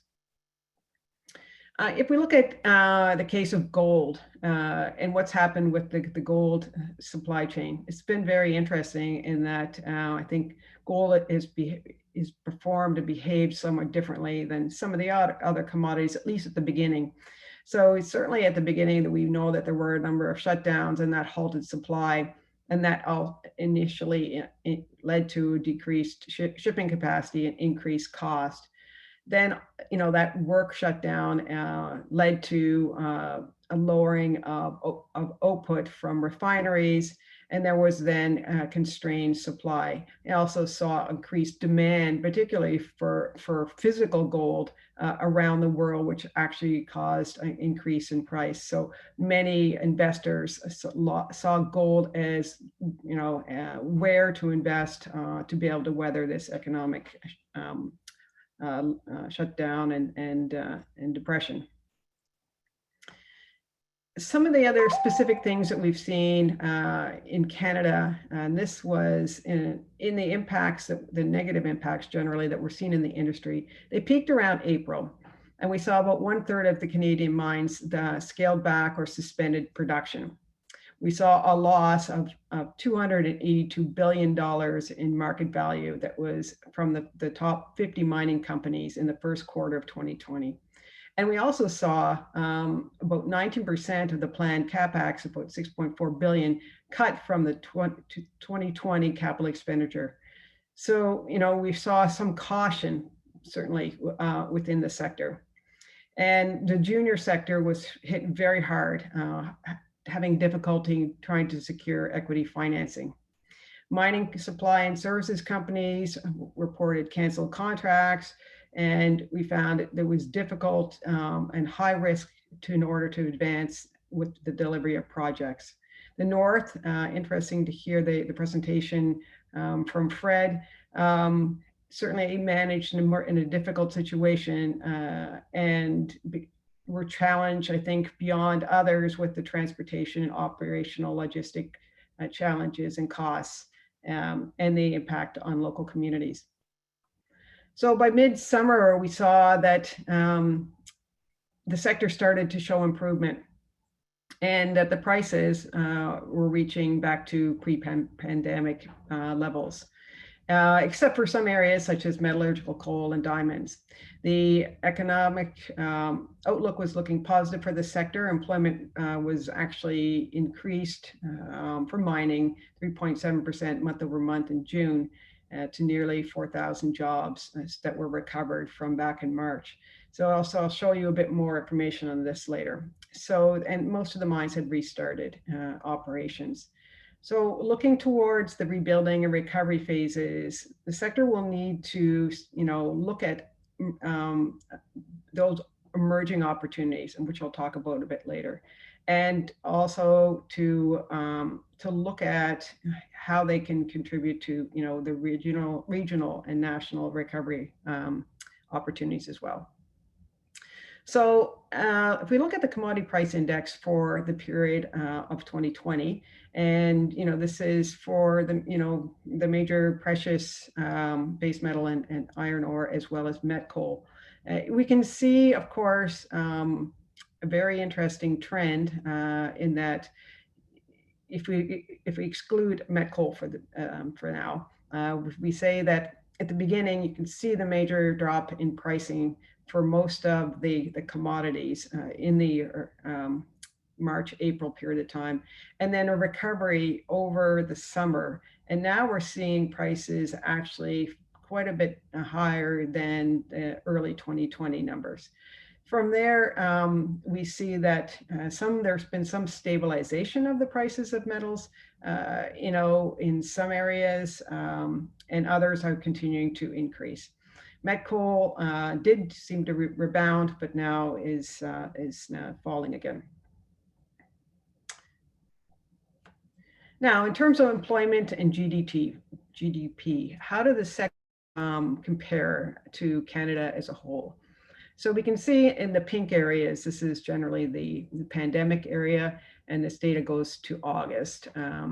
But what we've seen is, of course, a sharp decline with the pandemic, and then a fairly effective recovery to levels that were, quite on par with where they should be. They're leveling off, but and we probably expect that as we move into the winter that we may see a bit of a decline. Now, we compare that to what's happening in Canada. We see that we haven't seen anywhere near that kind of recovery in terms of employment. With respect to GDP, a similar trend, I think, for the sector. Sharp decline followed by somewhat a degree of recovery, not to the previous levels, but still quite an improvement, showing a little bit of a decline though going through into the fall. And similar with overall Canada, it's a similar V-shaped trend with a bit of an increase, but then leveling off. Okay, so I think, we're talking about a bit about the junior sector. The junior sector, as I said, they were the particularly hardest hit by COVID, and many of the exploration projects were suspended in the first part of 2020, mainly due to the health and safety concerns and lack of capital. With increased prices, especially with gold, we saw financing start to flow again, but the health and safety concerns were still present, and that also limited exploration in the north, primarily where the south remained generally active. So what we see now is for global exploration budgets in 2020 to show an overall decline of almost 30%. So what are some of the key issues for the sector, the junior sector? So, of course, always it's access to financing, and this is no change from pre-pandemic, but the pandemic, COVID, has made things particularly more challenging. Regulatory efficiency, this is, I think, just been compounded, always a challenge, but been compounded with COVID. The new tax incentives, I think, have helped a bit with the industry, and we'll see going forward how the sector continues to recover. So moving a bit into value chains a bit more, I thought it would be worth to talk a bit about commodity monopolies. And the way of the Herfindel-Hirschman Index to be able to look at commodities. And this comes from the Visual Capitalist, a bit old, 2018. But I think why it's worth looking at is it's always got, I think when we're looking at value chains and we're looking at resilience, it's about whether or not how diverse a supply chain is. And you can see that a number of commodities, or some of them aren't even commodities, but we'll call them commodities. There is very much a monopoly situation for their supply. These being things like niobium, rare earth elements, tungsten. Let's put oil sands to the side for now. But this just will compound the risk to the value chain in a situation such as COVID if there's a monopoly situation. And just to contrast that and to look a bit more in terms of some specific areas, in terms like rare earth elements. So when we start to look at rare earth elements in the value chain, for the most part, it's completely dominated by one country, being China, for the most part, in all aspects of the value chain, from mining, processing, all the way through to component manufacturing and the OEM. We see a bit of diversification. However, you can see in diversifying, we don't have complete value chains in any one country or jurisdiction. So there is still a fair bit of vulnerability if we start to consider what happens in one country versus another. So more and more there's talk about looking at trying to establish, either full value chains or partial value chains in individual countries, so in order to avoid or to minimize impact of disruption. I'm going to jump back to the junior sector now and talk a bit about opportunities. So I think there are two main areas. I mean, gold, as we've already talked about, gold prices are trending higher, almost 15% higher than they were at the beginning of the year. And, I think it's still shows that it will be fairly strong going forward. And the opportunity to explore for gold, I think, provides a greater opportunity for financing to be brought forward for projects. And this has also led to, more mergers, acquisitions, and joint ventures as, we try to expand, companies try to expand their reserve and production capacity. At the same time, we look at gold as a very stable, a very, I would say, more conventional resource. We look at the other side, which is what's happening with critical minerals. Critical minerals are very much a priority area for all countries around the globe. These are anything from rare earth elements, lithium, cobalt, graphite, battery minerals, vanadium. And so as the world tries to transition to the green economy, we see the demand for, a lot of these critical minerals increasing. And as noted in my earlier slide with rare earth elements, you can't make electric vehicle without rare earth elements. And if you have a really nice battery, you need to have all aspects of that value chain secured.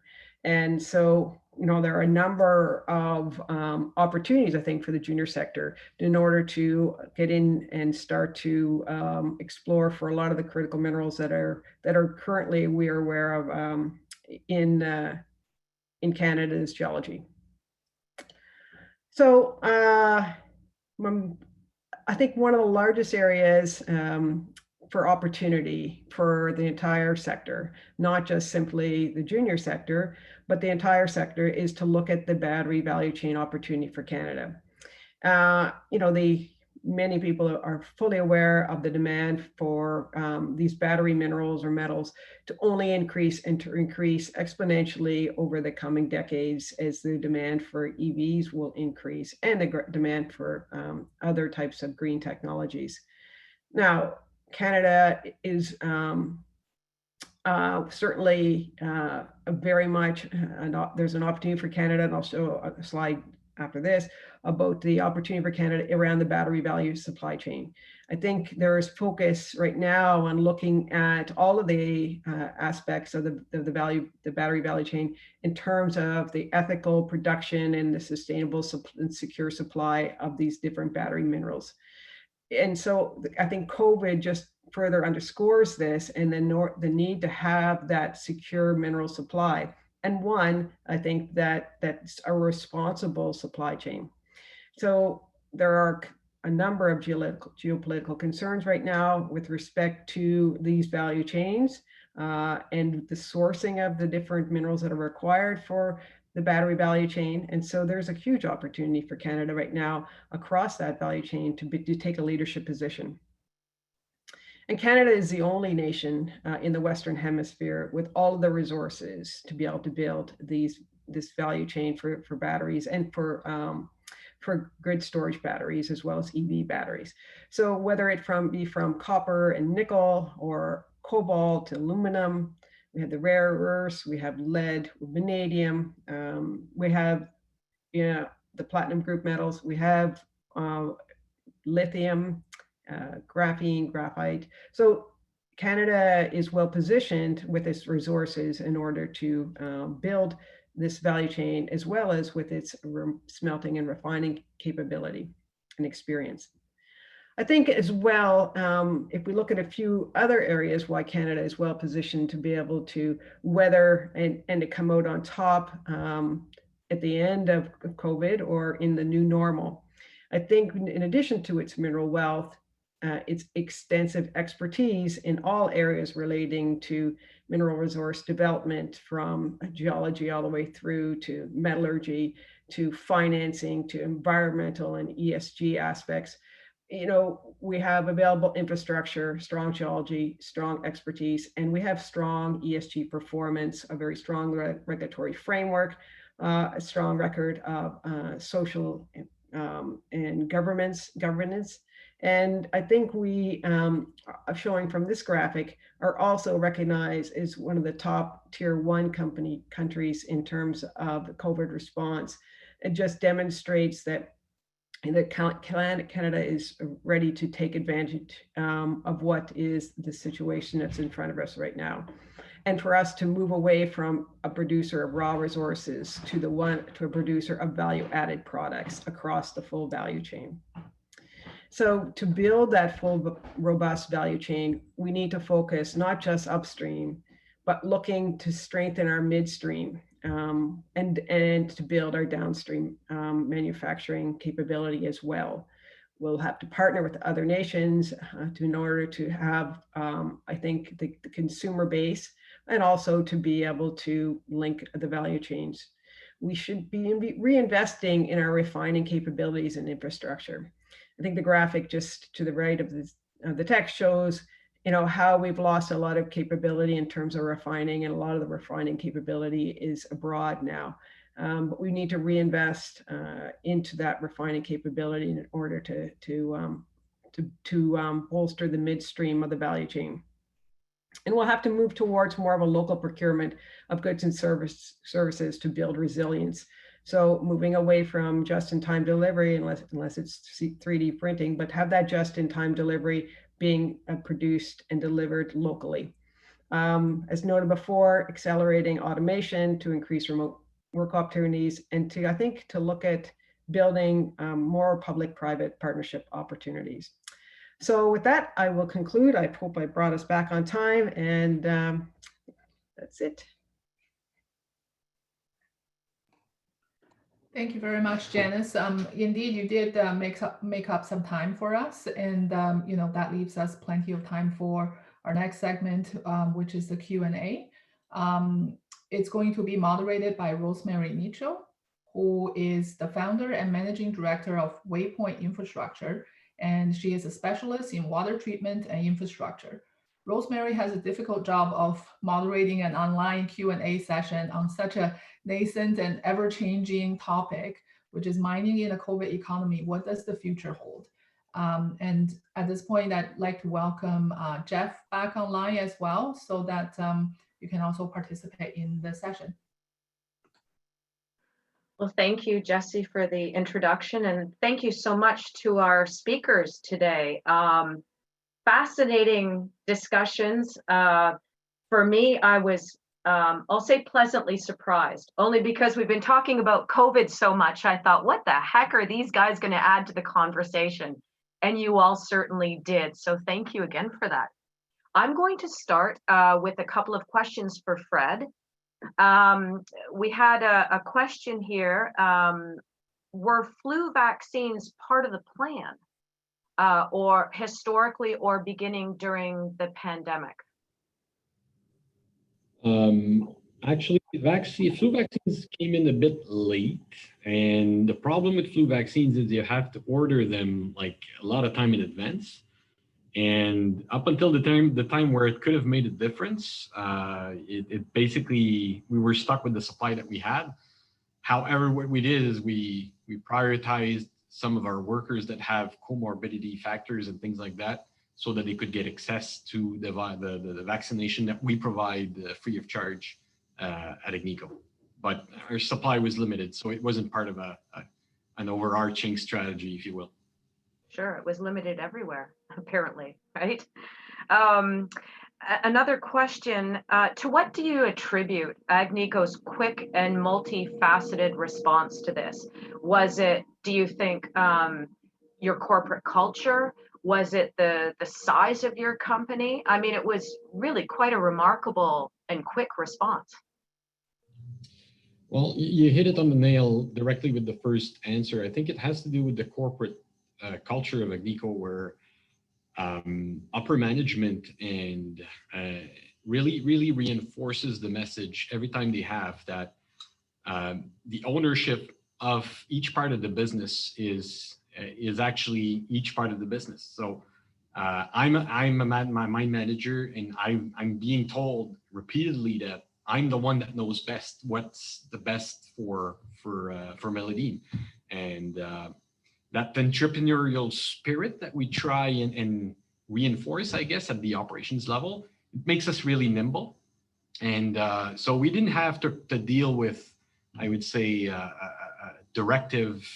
corporate structure during that period. We were basically given almost free rein in bringing ideas. And I think I've tried to make this also apparent in my presentation, and the fact that we're trying to leverage the feedback from the floor to make us better. And I think the corporate structure is actually the same. It's actually reflecting the same kind of initiative where we want the operations to be the owners, and they know best what's required to have success. And corporate leaves basically each part of the business to do their own decisions. And of course, there's an overarching strategy over top of that. But I mean, it comes down to that culture of fostering the entrepreneurship spirit at the operations level, I think. Thank you. Couple of quick questions for Jeff, and thank you, Jeff, for that awesome slide on water. I wholeheartedly approve. One of the interesting comments you made or charts that you presented was one about change, mining companies being more willing to change now versus before, which is, of course, music to all of our ears. But do you have any specific examples in the surveys that you did of change that mining companies are more willing to implement now, or more willing to embrace? Yeah, I guess a couple conversations I've had, I guess, if you look at some, and I worked for companies, and we all have touched mining companies in some capacity, but it always says, well, this worked in the past, then it'll work in, this is what we should be doing going forward, right? And this is the tried and true, this is what investors want, this is our risk profile, we don't want to disappoint and have any issues. So what I've seen is, for example, micro bubbles being used more for in mills. That's been more adopted in some cases to improve recoveries. But in terms of, there's been examples where people have improved their procedures. Like when Frederick went through and talked about some of the examples about what they're doing. It's the two-way communication between the mine site that's improved, I think, incredibly. Like, we're all part of the same team, as opposed to I'm working in the mine site, you're in corporate, or you're in a different jurisdiction. So I think that's improved quite a bit. I mean, in terms of the two-way communication, and then also the two-way communication to local communities.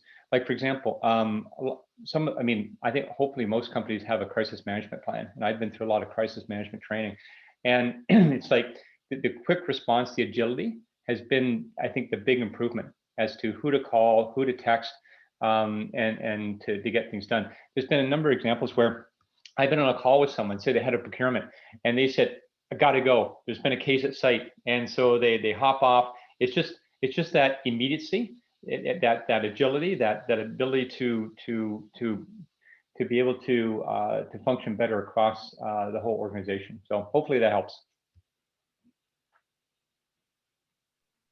Yeah, thanks. Another question.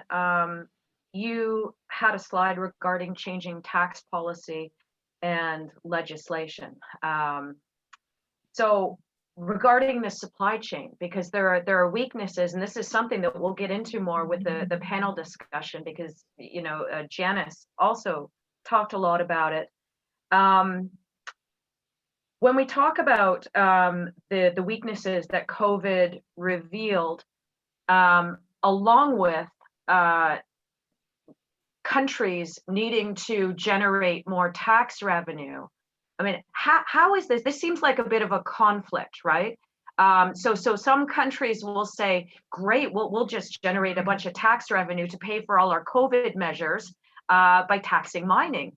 But then again, that doesn't help with respect to the supply chain weaknesses that have been, revealed during this pandemic. What do you see happening in terms of that? And I'm thinking also about Canada, because I think there's quite a struggle in there between what our government may want to tax and what we need to do and support in order to build back better, as they say. Well, we're sort of all the support that's been, money's been, the debt, the loss of growth within the world. I mean, so there has to be some sort of a lot of printing of money, US dollar weakening, all those sort of conversations that can happen. From a supply chain perspective, the movement of material, we talked about the future being more local. More supply chain being local, maybe 3D printing, maybe there's more technicians locally that can support 3D printing, all those type of things.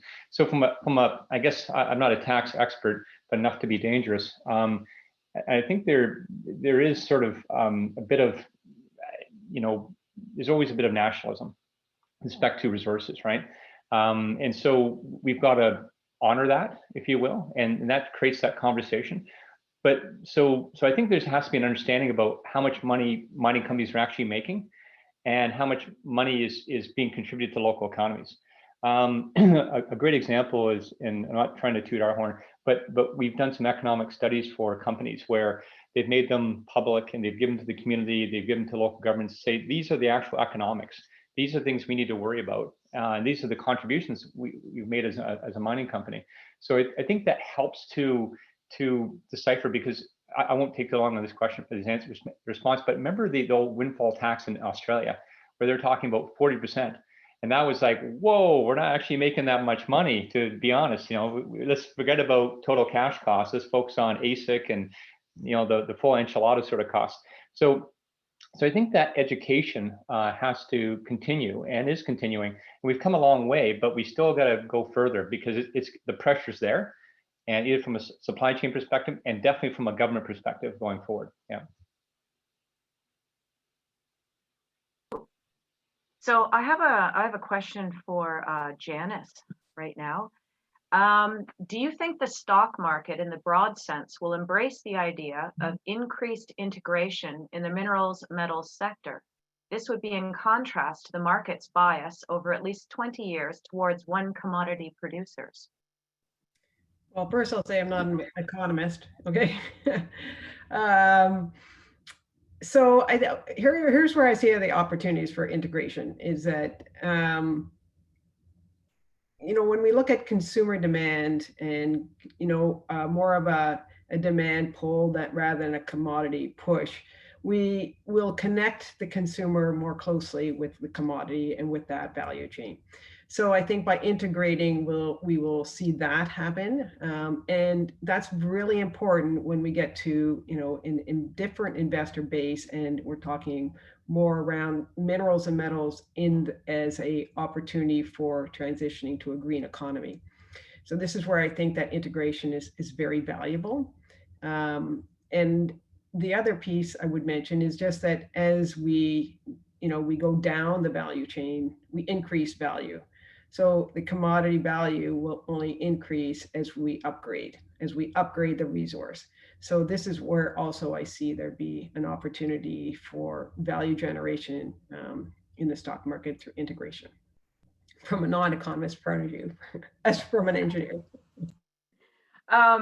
Another question, you talked about Canada building the critical minerals value chain. What do you see as the biggest barrier to our building that supply chain?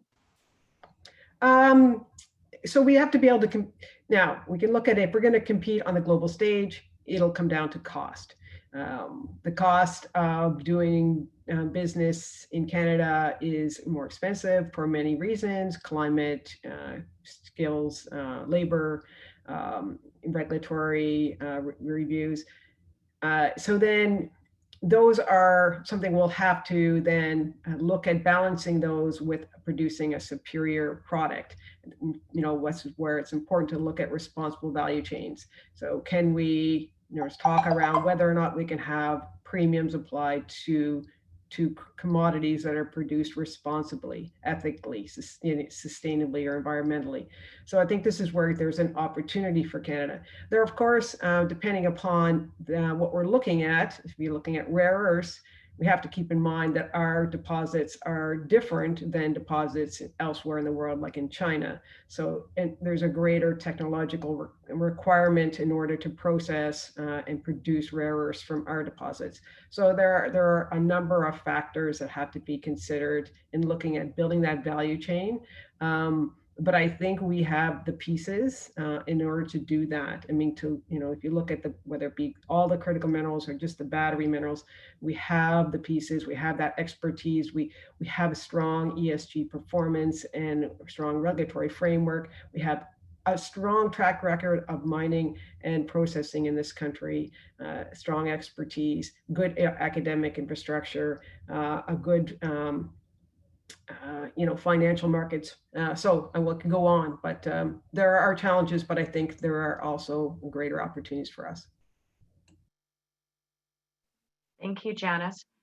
In order to stay on track with respect to time, I'm going to turn this over to Jessie, who will introduce our keynote speaker, Catherine Mcleod Seltzer. And then please, for everyone, keep sending in the questions, because we will have a panel discussion with all of our speakers after this. Thank you. Thank you to our panelists. And yeah, the audience, please don't despair. You'll still have an opportunity to ask questions after Catherine's presentation at the end when we have the panel discussion, which will also include Catherine. So Catherine Mcleod Seltzer is the chairman of Kinross Gold Corporation and Bear Creek Mining Corporation, and the director of Lucara Diamond Corp. She is a prolific mine finder, builder, and dare I say seller, creating value for all stakeholders along the way. Catherine's senior leadership role with companies in various development stages with operations in diverse locations give her the unique perspective and insight on sustainability in the mining lifecycle. Catherine? Thank you very much, Jessie, and to the CIM for this opportunity to talk about a topic I am very enthusiastic about, impactful CSR at any size or stage of a mining company. And let me just start to, hopefully my technology works. How is this not going? Hold on a second. Are you seeing my screen? Hello? Not yet. Not yet, okay. This is what I was afraid of. Share screen.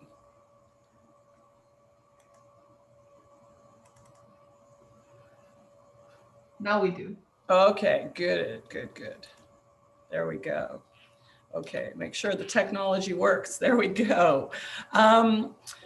So environmental social governance, or ESG, is a term with which corporations, investors, and the public at large are all becoming familiar. The concept of ESG is not only to ensure corporations adhere to responsible practices, but that they communicate those practices to the public and, where appropriate, measure and track their performance and improvements. ESG is a welcome barometer of corporate responsibility that is revolutionizing investors' approach to public companies. ESG criteria are increasingly filtering investors' willingness and ability to invest in any particular company. While the concept of ESG may be novel to some industries, corporate social responsibility and social license, the S in ESG, are concepts that have long been well understood by the mining industry as an imperative to conducting business, and more recently as an opportunity to make that business better. In fact, the term social license to operate was coined in the 1990s by a mining executive at Placer Dome. The mining industry has a unique aspect that makes good CSR even more critical. Most often, exploration activities and mining operations are located in remote areas with few, if any, economic drivers, and commonly rampant poverty. Development of local mineral resources is often one of the few opportunities to direct sizable investments to many of these regions, and the only way to direct a portion of those investments into sustainable social programs. In other words, as an industry, we punch far above our weight. Mining has the opportunity to direct investment where it is sorely lacking and desperately needed, and the mining industry is a global leader in this regard. There is no broad consensus as to how CSR can or should be performed by mineral exploration and mining companies, what constitutes success, or how it can be measured. Each community has unique circumstances and needs, and every company must operate within its human and financial resources in accordance with local laws and customs.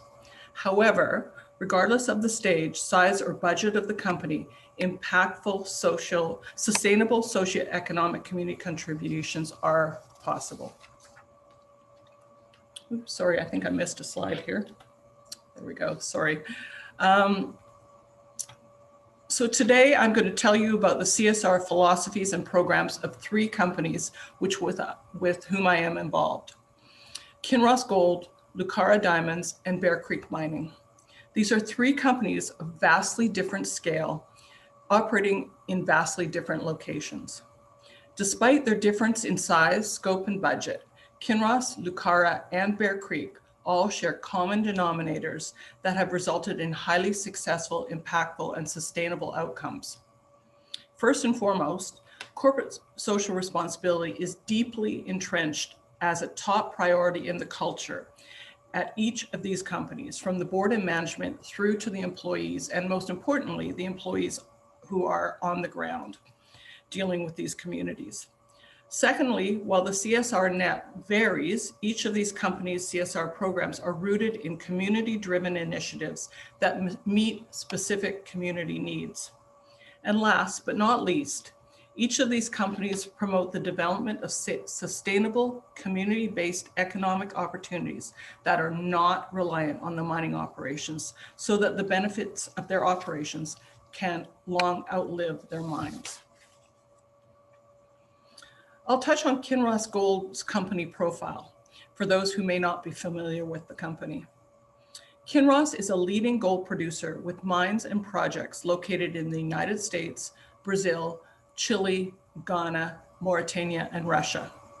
The company is on track to produce 2.4 million ounces in 2020, has approximately 9,000 global employees who work in diverse cultures, languages, and environments, and currently has a market capitalization exceeding $10 billion. It is by far the largest of the 3 companies I will talk about today. Kinross is a leader in measuring ESG performance in the mining industry.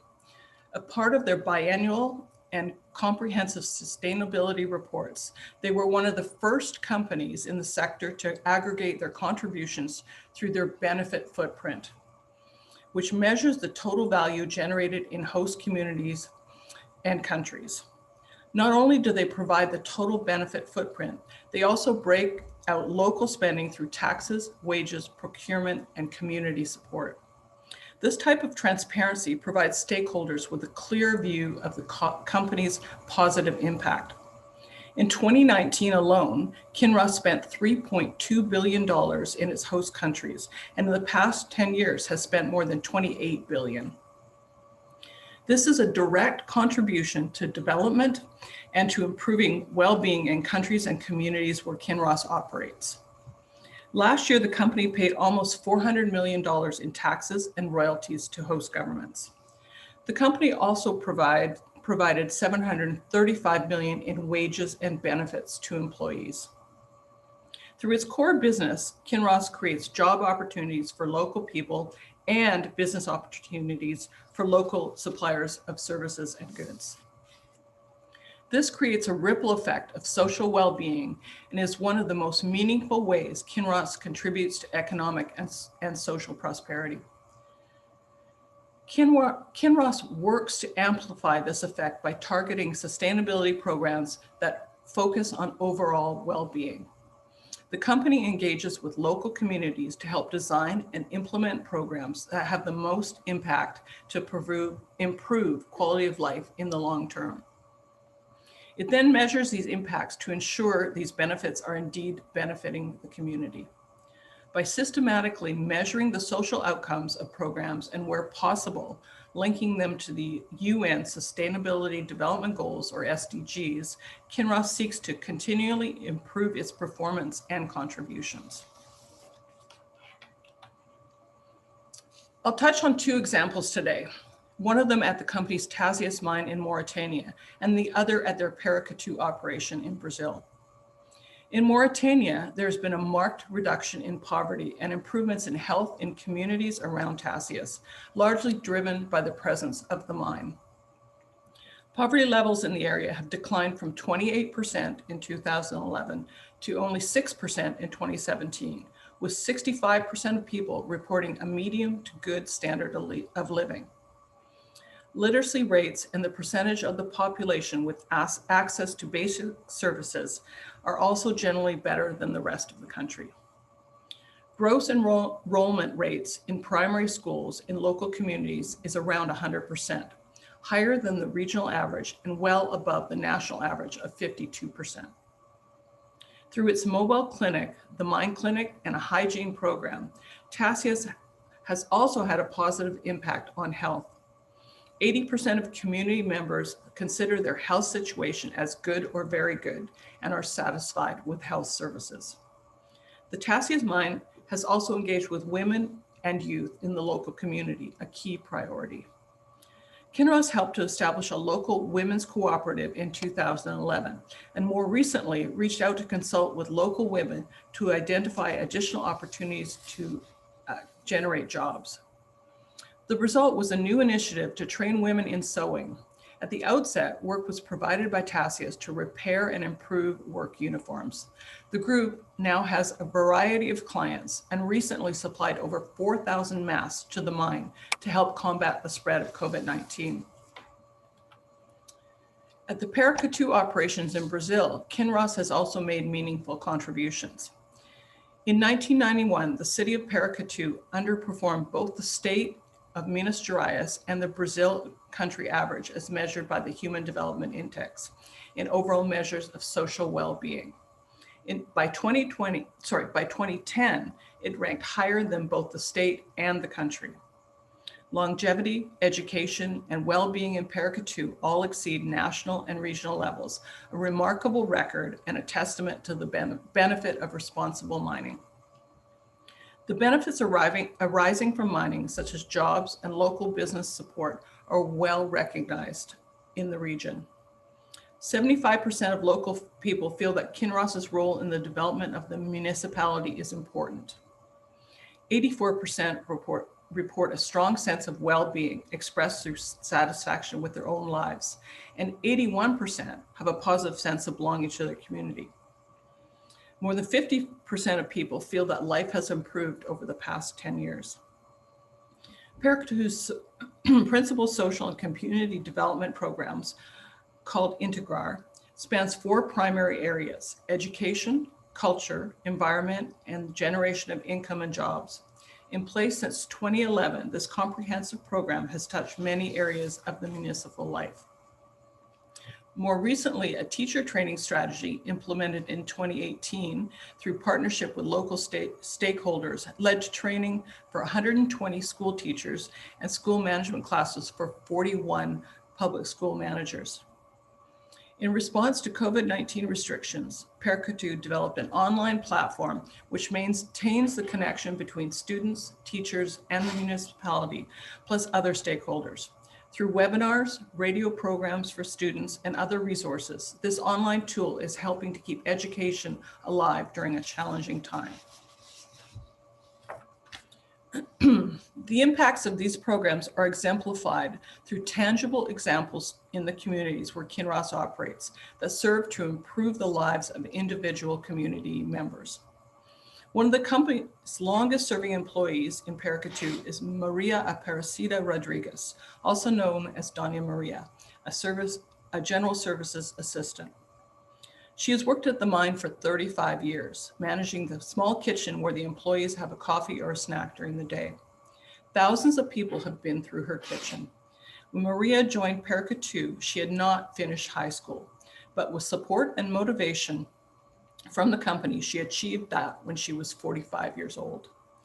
Many local companies have also grown from small origins to become significant, diversified businesses through their relationship with Kinross. One example, in Paracatu, a local event promoter, Vida Eventos, began to work with the mine in 2000, at first managing just small events, but now they routinely manage major events such as the annual Labor Day celebration, which is attended by more than 6,000 people over 2 days.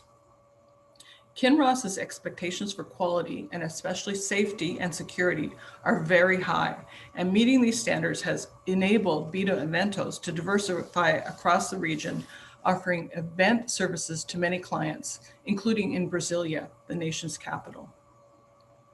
Large events require anywhere from 50 to 100 employees, generating local employment and building skills. This is a good example of how responsible mining helps to diversify local economies and broadening the basis of knowledge and skills. Switching now to Lucara. Lucara is a diamond mining company operating the Karowe mine in Botswana. It's known for its production of large, high-value, white gem quality diamonds, including several that are among the largest ever recovered. With a single operation, Lucara is a much smaller company than Kinross, but as an operator, it's a much more advanced company than Bear Creek, who's an explorer and developer. Lucara makes considerable direct contributions to the government of Botswana. In the last year, Lucara paid government royalties and taxes of approximately $34 million. Since its inception of operations only 8 years ago, they have paid close to $350 million in royalties and taxes out of this single mine. In 2019, local procurement, which includes salaries of contract mining employees, was $91.1 million. Additional direct local salaries were approximately $15 million, and 98% of employees are Botswana nationals, including all 3 executives of Lucara Botswana, 2 of whom are women, which is quite unique in the mining world. Like Kinross and Bear Creek, Lucara believes that the community initiatives and investments that are the most successful are those that are community identified and driven, those that meet the need in that community, and ideally that will long outlive the life of the mine. With this in mind, Lucara developed the Karowe Village Initiative, KVI, through which community projects and initiatives are evaluated and implemented. Some of the criteria used to evaluate the project include community-driven, meets a specific need in the community, aligns with the values and priorities of the company, demonstrates community ownership, as well as the number of jobs created and sustainability. Botswana's economy has been built and relies to a huge extent on the diamond mining industry. There is a need for the country to diversify its economy.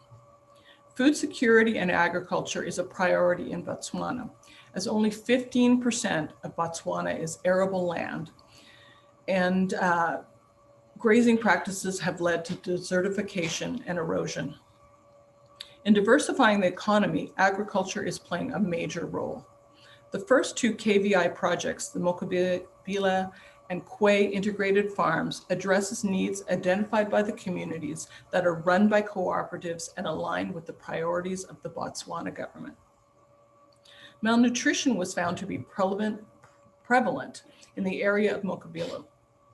Children from surrounding settlements are sent to school in Mokobelo, and the community shared their concerns with the Lucara Botswana Community Liaison Officer during her regular visits to the village. Working together with the community to develop a project proposal and business plan, Lucara Botswana was able to assist the village with establishing the integrated farm. The village provided the land through the Village Development Council, and a cooperative was established to oversee the running of the farm. Villagers are share owners in the cooperative. The farm employs 16 people, including a farm manager, with additional seasonal and part-time work when needed. A borehole well was contributed to provide water for irrigation that is powered with solar panels. Numerous vegetables are grown and under shade nets, and other native and hardy vegetables such as mealy and melons are grown in fields. Laying hens provide fresh eggs and, importantly, protein. In 2019, the farm's first harvest and sales were achieved. After meeting the nutritional needs of the village school, excess produce is distributed for local sales, which is a moneymaker for the cooperative. The Letlhakane Abattoir demonstrates the challenges of not fully assessing community projects prior to making investments. The district council approached Lucara to partner on the demolition of an existing abattoir and the construction of a new abattoir that met the standards and could process the local demand. Unforeseen issues post-construction relating to changing standards led to delays and required additional investments. The original study did not anticipate these changes or costs. The project suffered from unclear ownership expectations. Clearly, Lucara, a diamond mining company, was not the appropriate owner or manager. The ownership of the abattoir was turned over to the district council. However, they struggled with the day-to-day management and maintenance. Clearly, that was not sustainable. Lucara and the district council continued to work together to develop a new structure when the council would remain the owners of the abattoir, but a third party with appropriate expertise manages and maintains it. Post these teething problems and through listening to the needs of the community, the abattoir is now the district council's largest source of revenue, while filling a critical and previously unmet need of the local farming and herding community.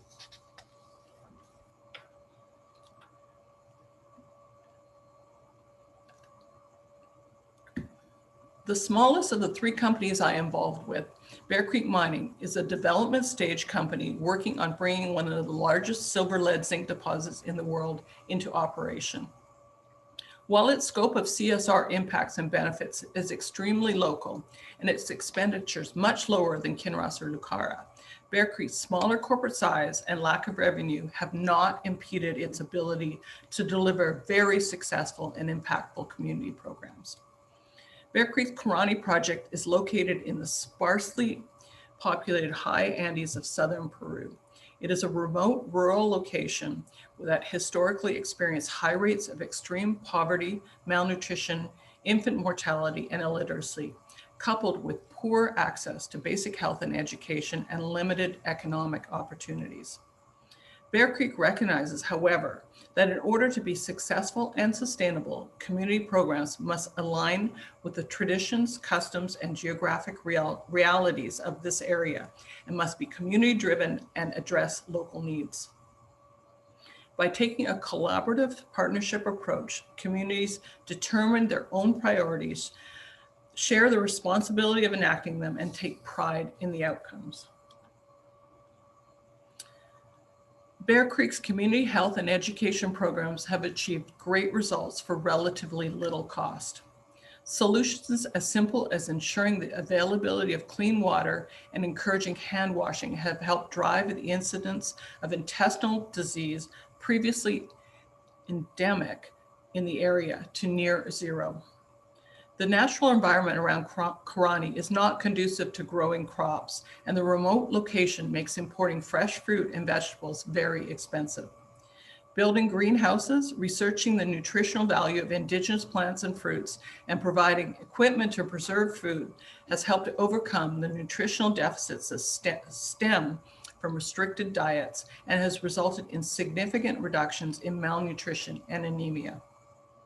And for the modest cost of building several new schools and equipping them with learning materials and modern technology, school attendance has increased 6-fold. Illiteracy rates have declined and students can now go to high school locally. By far, the most impactful community initiatives at Karani are those focused on strengthening and diversifying local economic opportunities. Alpaca farming and the sale of alpaca fiber is the primary occupation and source of revenue of most of the residents in the Karani region. Traditionally, alpaca fiber was sold through an upstream series of buyers, which provided minimal revenue to the farmers. Alpaca fiber clothing produced by local artisans was labor intensive, and there was little access to any external markets. It was difficult to earn a living through alpaca farming. Bear Creek and local alpaca farmers looked for ways to improve the returns on this widespread and culturally important occupation. Firstly, we investigated ways to improve alpaca health and the quality of fiber being produced. We connected Karani alpaca farmers with veterinarians and formed the Karani Alpaca Program to establish best practices in animal health and welfare, breeding programs, and record keeping, which resulted in healthier livestock and a vast improvement in the quality of the alpaca fiber being produced. In 2018, a Karani alpaca was named Grand Champion of the race in the prestigious Alpaca Fiesta tournament, certifying its wool as the finest alpaca fiber in the world. Secondly, we were able to connect local alpaca fiber producers to Lima buyers directly, and as a result, farmers went from receiving about $70 per kilo for their wool to nearly $70 per kilo. So that's $7 to $70 per kilo, a 10-fold increase in the value of their wool. Modern knitting machines were purchased and artisans trained on their use, which increased the quality of the goods being produced. And we helped establish Quechua Alpaca, a local cooperative that creates, markets, and sells fine alpaca garments and products. As a result of these initiatives, the average family income in the nearby villages has gone from about $50 per month to over $750 per month. This has helped to alleviate the extreme poverty endemic in the region. Importantly, this has also resulted in female empowerment and gender equality as women artisans contribute to their family's income.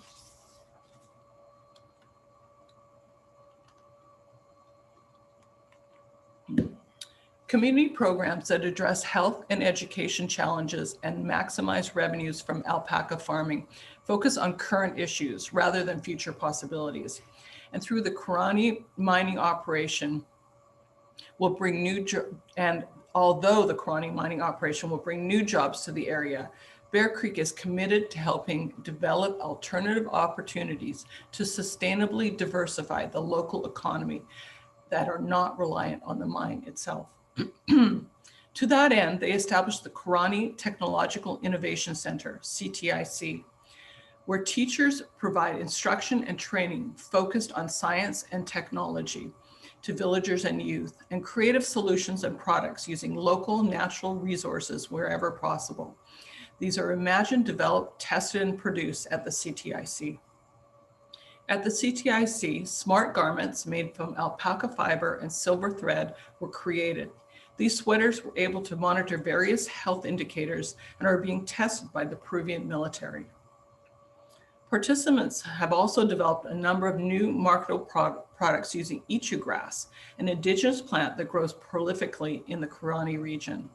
These include sunscreen due to its naturally high zinc content, first aid ointment, and shampoo. Also insulative construction panels that have vastly improved the heat retention in local farms, barns, and homes.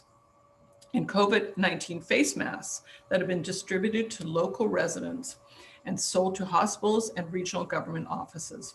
We are assisting in creating a local company to enable the formal commercialization of these products.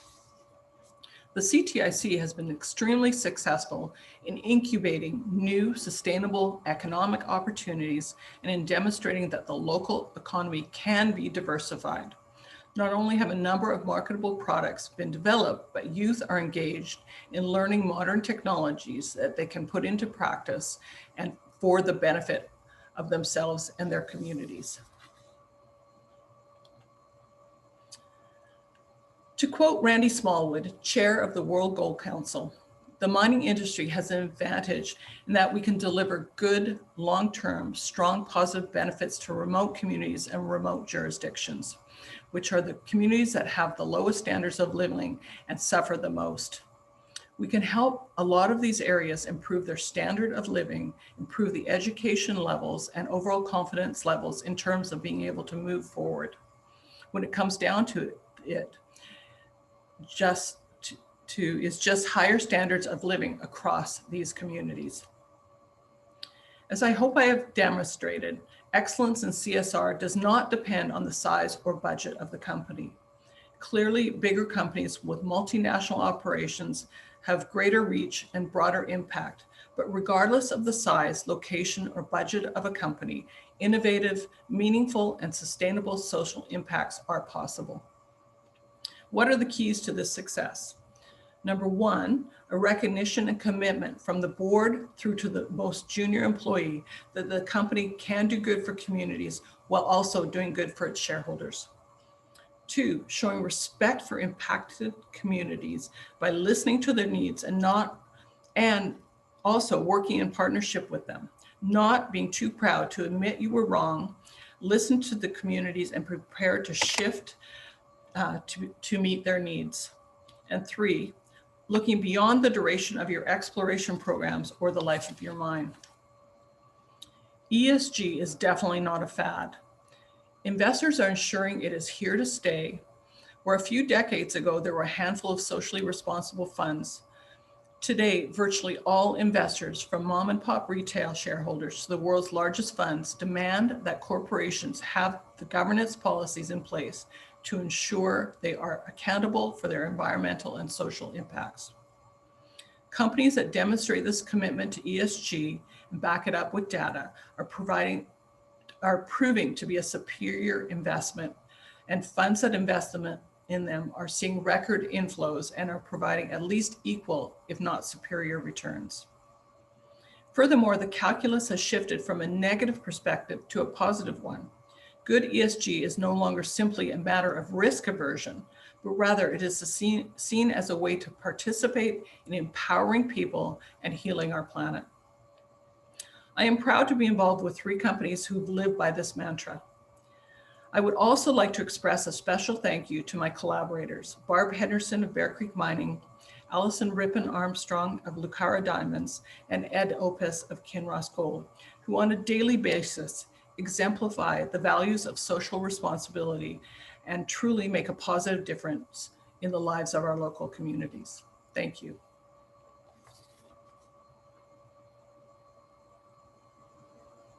Thank you, Catherine, for that very inspiring presentation. And I especially love that the social programs of the 3 companies you're involved in, are not doing just sort of the traditional, give someone a fish or even teaching them how to fish, but sort of, while respecting local cultures and customs and realities, it's enabling sort of the proverbial fishermen to do their job better.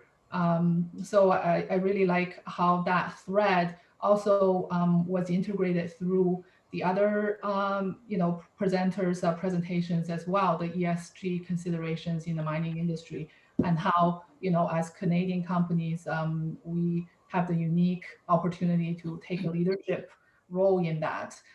So with that, I'd like to welcome back all of the other panelists as well at this point to be able to have our panel discussion. I'll hand it over to Rosemary. Thanks, Jessie, and thank you very much, Catherine, for that presentation as well. Welcome back to all the speakers from this morning.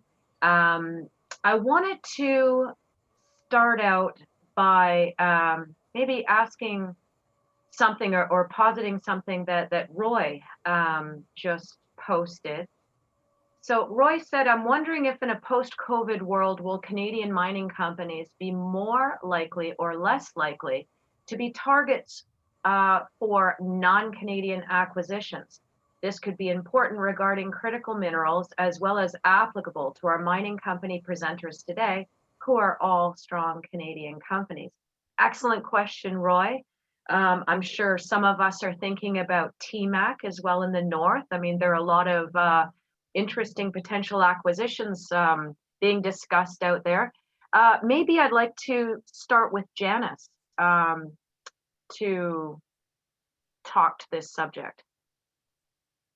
So I think there are a couple of things to unpack in Roy's question. I mean, whether or not there's going to be more acquisitions because of COVID. Are there going to be more acquisitions because of critical minerals? And then we can look at critical minerals and COVID. I'll start with the critical minerals side, which I'm more familiar with. The critical minerals, certainly Canada's critical mineral inventory is of interest to a lot of countries.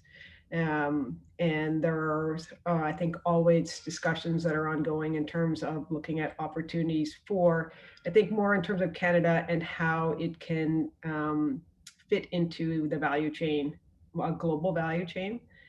I think there are always going to be acquisitions, and I don't know whether COVID will cause that to increase. So I don't know, I would put that one back out to some of the other panelists. Interesting question. I think it was more around the acquisitions of Canadian properties and companies by non-Canadian. So maybe Jeff, I'll ask you that question if you have any opinions on that. Sure. One thing I thought was really interesting was last year at the Scotia Mining Conference, they had a panel of portfolio managers up on the stage, and David Harco asked them the question. It was an ESG sort of focus. Asked them the question, so you have all these Canadian companies doing all these great ESG activities, initiatives, but then what if a non-Canadian company with maybe less great initiatives comes in, acquires this Canadian company?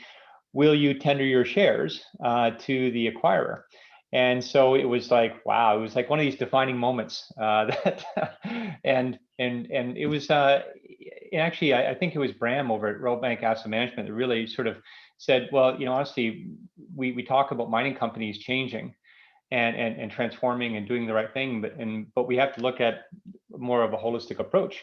So maybe portfolio managers, asset managers need to think about their criteria and how to be supportive, I think, for ESG or doing the right thing. So I just want to go to your COVID question about, is COVID make us more vulnerable?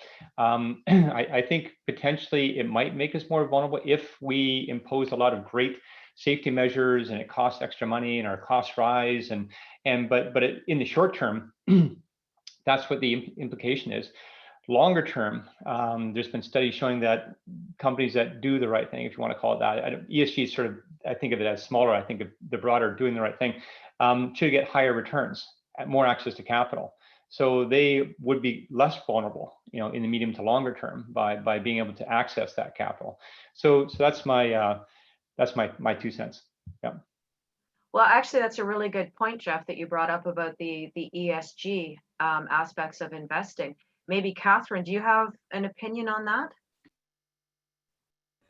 I completely agree, Jeff. There's such a focus on it now that companies who don't comply, using that word, but if they don't, their cost of capital is going to increase, which is a competitive disadvantage. And you look at the issue in Australia with Rio. I mean, that was a very beyond whatever it's going to cost them to try to fix that. The cost of having to replace an entire executive team, your access to capital, that's a really expensive outcome for them, as well as being a very bad, like you talk about doing the right thing. It was definitely not doing the right thing. So maybe Roy, I'll ask you your own question. And what are your thoughts on this? Well, I'm used to moderating these things, so that's why I'm asking questions instead of giving answers. But I'm going to make a couple comments on it. And recently, I'm just looking at my other screen. The Shareholders Gold Council opened up the Denver Gold Conference with an open letter to gold companies about what they could do to improve perceptions of the industry and attract more investors. And it was an interesting letter. And there, I'm kind of sorry to say there was no mention of ESG, and there was no mention of all those things that we think are important. And that worries me. We talk a lot about this, but when all is said and done, and Jeff, you mentioned it, that the acid test, that question, if someone less responsible offered you more money for your shares, what would you do? So I think we're kind of at a turning point in the industry with that. And I won't go into that more because I don't understand a lot of, I'm not informed about it. I am concerned about Canadian mining companies. And we've seen over the years, the big ones, one at a time. I ran a contracting company that was purchased by a South African group. I'm quite familiar with how things happen when the industry grows so much that you have to be big to be a player. And I worry about that because, and it's a topic for discussion today because the three presenters from mining companies are all presenting on behalf of great Canadian companies. And maybe that's why I stuck that in there.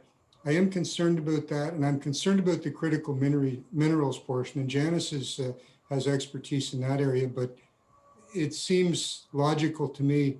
The share prices are low on an exploration company with a good exploration play in a critical mineral that China or another government is interested in. I mean, it's just logical that it's an easy buy and relatively low risk in the global scheme of things. So I'm not promoting protectionism, but when it comes to critical minerals, it's a bit of a different game. So I didn't answer your question, but but I agree with you wholeheartedly, Roy. It certainly, there's some recent experience that I have that has made me concerned about those very points that you just raised. Maybe this is a good segue to something that Jessie had asked, which is what do you see as the government's role in creating and encouraging the creation of the integrated value chain in critical minerals? And then she added to that national strategy versus provincial level strategy, because I think this is really key with respect to what we were just talking about. When we look at our Canadian mining companies developing properties, regulatory frameworks, taxation frameworks, I'm sure each of you have a kind of a unique view of what you would like to see the government create. Maybe Fred, we could start with you, put you on the spot. It's actually a very complicated question. My take on this would be I'm a bit worried then that the government might be taking the easy way out. I mean, we talked about this earlier about taxation, and because in the public we're seen as the big companies that generate huge cash flows, and all governments across the entire world have been printing money like there's no tomorrow, and eventually the day of reckoning is going to come. And when it does, when the population requires that money printing to be repaid, obviously they're going to be pointing to the other pocket. And I really worry that we're going to be the obvious target, unfortunately. So I don't have an answer. I actually just provide a concern, I would say. But I'm very, very curious to see how things are gonna evolve when things stabilize and then we realize that we have a huge debt to pay. Who the government is going to turn to pay that debt, and obviously, I personally feel that it is pretty much a suicide. It would be a short-term benefit to tax more the mining industry, and but eventually, on the longer term, I mean, it would be killing the business model. So it would probably be a longer-term solution that would be that wouldn't be beneficial. But I mean, politics are what they are, and most of the time, the short-term solution is the one that is taken. So we'll see, I guess. Sure. Yeah, no, I agree with you. Roy, you were raising your hand. Yeah, and I got another question, not an answer. This one's for Janice, actually. Right now, the federal government looks after uranium, right? I'm just wondering if someday the federal government would be looking after critical minerals. I mean, right now it's provincial jurisdiction. There might be some argument for that. I'm sure it's another very complicated question, but. So certainly the federal government is well invested in critical minerals and undertaking is developing an action plan on critical minerals, and as many people know, has an action plan established with the U.S. around critical minerals. So needless to say, there are a lot of activities. There are also joint, I would say, plans between different parts of the government in order to build an integrated value and full value chain for critical minerals. And that includes, so from billing from both ends, I would say, and recognizing that we need to also strengthen the middle, but also working with the provinces and territories to ensure that there's a common approach and that the provinces and territories are supported in the development of critical mineral assets within their jurisdiction. So short answer is there are lots of things that are going on.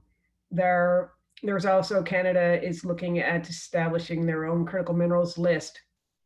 And that's something that is not done very frequently within this country, to be able to establish a suite of commodities that are deemed critical or strategic. So this is I would say a draft list has been developed, and now it's being refined. The methodology is being certainly carefully looked at, and it's being socialized, and consultations are underway with different groups, particularly provinces, territories, and then other stakeholders with that list. So it won't happen yet, but it is probably likely coming, I would say. So I'm just to say that critical minerals is very seriously considered by the federal government, and also to the value chain aspect of critical minerals, not just simply the production of raw resources, but the opportunity for economic stimulus, really, for Canada as a whole, by generating and producing full value integrated value chains around critical minerals, particularly like, example, batteries. So so there are lots of things at play right now. Roy, stop asking questions. Well, actually, another question came in, and we're going to start with Catherine for this one. And it's from William Pearson. He said, how do we get the message out that the industry is doing a lot with ESG to the mainstream media, who tend to view mining companies as evil capitalist exploiters? And in fact, this kind of links back to a presentation from last Tuesday, in which the presenter, and I'm ad-libbing, so excuse me if I get it wrong, said something like the future of energy is minerals, not oil and gas. So you can't be both anti-oil and gas and anti-mining. And I think this is an excellent question, because I think we have some work to do. Yeah, and I agree with that. And I have said, I think it's going back a few years now, a low carbon economy is a high metal economy. And you've got to, get that message out. I think we have to be more, and the industry's always been slow to change, but if we want to reach the world, we have to go beyond and around the media and go directly, use social media. It's the way that the next generation communicates. They don't read the Globe and Mail, I don't think. My 17-year-old does when I actually spoon feed him, but otherwise, he's looking at things on YouTube. He comes up with amazing things that he's seen on YouTube. Is quite educational, the things that he watches, but he's not reading, the normal media that we, grew up looking at.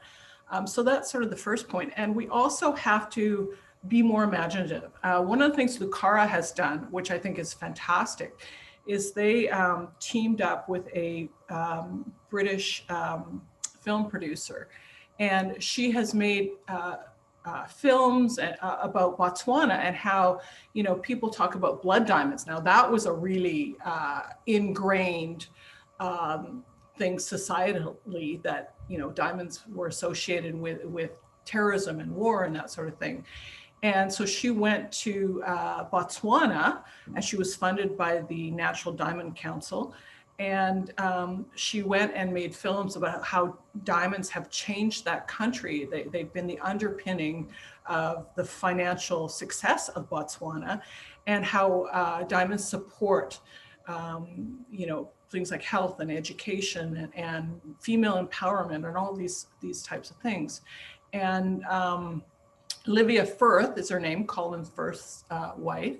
And she's also very integrated with things like Vogue and all the fashion magazines. So that message is getting out through her and her passion for sustainable fashion and jewelry. So we have to do things a bit more imaginatively.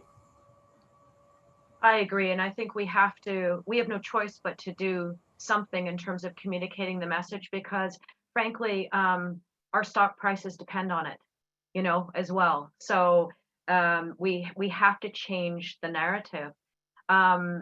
Frederick, what do you think in terms of getting the message out? I mean, you're right now sitting in Nunavut, and I believe that the locals have perhaps a more intimate understanding of how critical mining is to their economic well-being, much more so than where I am in Toronto, where there's a massive disconnect, despite many of us, having corporate offices here. That's a very good point. And actually, I feel that the one area that we need to leverage is the local understanding of what we do. And I think it is where it's the best felt, and that's our best as well. That's our best defense against, I would say, media that tend to paint us in a bad light. I mean, if the locals feel that we're doing the right thing for the right reason, there's no case. I mean, even if a media comes here and tries to get the story that we're that big bad corporation, if people here feel that we're doing the right thing for the right reasons, I mean, ultimately there's never going to be and media like sensationalism, and I mean, if there's nothing to tell, they won't tell anything. So I think it's more a matter of, again, our motivations and our local impact, rather than trying to get the word to a larger audience. I feel that when we do try to get the message away for a larger audience, people tend to think that we've paid for that message, and it actually goes against us. So I really feel that we should concentrate on local feedback, and they are the ones that are going to tell the story right, and they're the ones that everyone's going to believe. I agree. I had another question with respect to, I guess, post-COVID, how we've changed how we're currently working. I think it was you, Jeff, and correct me if I'm wrong, that mentioned in your presentation about Elon Musk and his potential foray into mining. This isn't a new concept. I mean, we've heard the same from companies like Google, even certain musings from Apple. Do you think sometimes that we are so used to step changes? So we're building upon what we knew about mining, how we did mining from 100 years ago, and we do little step changes to improve things, with respect to ESG, with respect to, our electrification. But do we make ourselves vulnerable to a shock? Say like an Elon Musk coming along, flipping it around and saying, this is a completely new way of doing mining because he's not bound to the old ways of doing mining. Are we maybe ignoring some opportunities from COVID? Are we still just doing the little changes? Or do you see that that our eyes are opened and we're looking for brand new ways of doing things? I know this is a very vague, big question, but it was purposely so because I think each of you will have a different way of interpreting it. So maybe Jeff, if you could start. Sure. But last year we had a panel discussion on this, and we said that some people on the panel who said, well, we need to be loud and proud, right? We need to communicate. We need to be talking about how the good things we're doing, right? Which makes a lot of sense. And I'm certainly supportive of that. However, I personally have seen, with the mining companies I work for, that it's difficult there's a lot of inertia. And when you're working on projects, sometimes you'll have 6 or 7 engineers around the room from lenders or whoever, and we're talking about liquefaction for 5 hours. And what does that mean? So in terms of the science and the risk profile that we have, I'm not advocating for more risk, for sure, but I'm advocating for a better education. And one thing, and maybe I'll say this, I being in mining for about 25 years and then joining the firm and actually seeing how other sectors are working, right? How other sectors are doing things. I find that we are, we're not leading, we're following in some regard, in most cases. And I think we do need to have sort of a step change. But when I say that, one thing we talk about a lot is the culture of innovation. There's one thing to say you have one person at a company who's in charge of innovation at the company. I think that is great. However, to have a culture where a lot of the great ideas come from the mine site, come from the community sometimes, come from forestry companies. So it's a way of keeping our ear to other sectors, understanding how they're doing things better. Supply chains, some companies outside our sector have done huge things on supply chain, inventory management that we're not doing, right? So I think there's ways for us to couple, I'll be short, but we need to understand more from have a group culture of innovation. We need to get out there outside our sector and start amplifying our messages, like the great message that Catherine was talking about today from the various companies. I'm not sure hardly any of us knew about all of that, right? So, but we also need to think about how we can do better and how we can learn from other sectors. That's my short answer to hopefully a big question. So Janice, regarding this concept, are we learning enough from COVID? Are we taking enough opportunities? You've talked a lot about the critical minerals list, the need to expand the integration of from exploration all the way through to refining. Are you seeing some things that that companies are doing that are shaking things up? Or are you seeing ideas that have let's say come to light during this COVID situation that sort of pushed forward some things? Or do you think we still have a lot more work to do?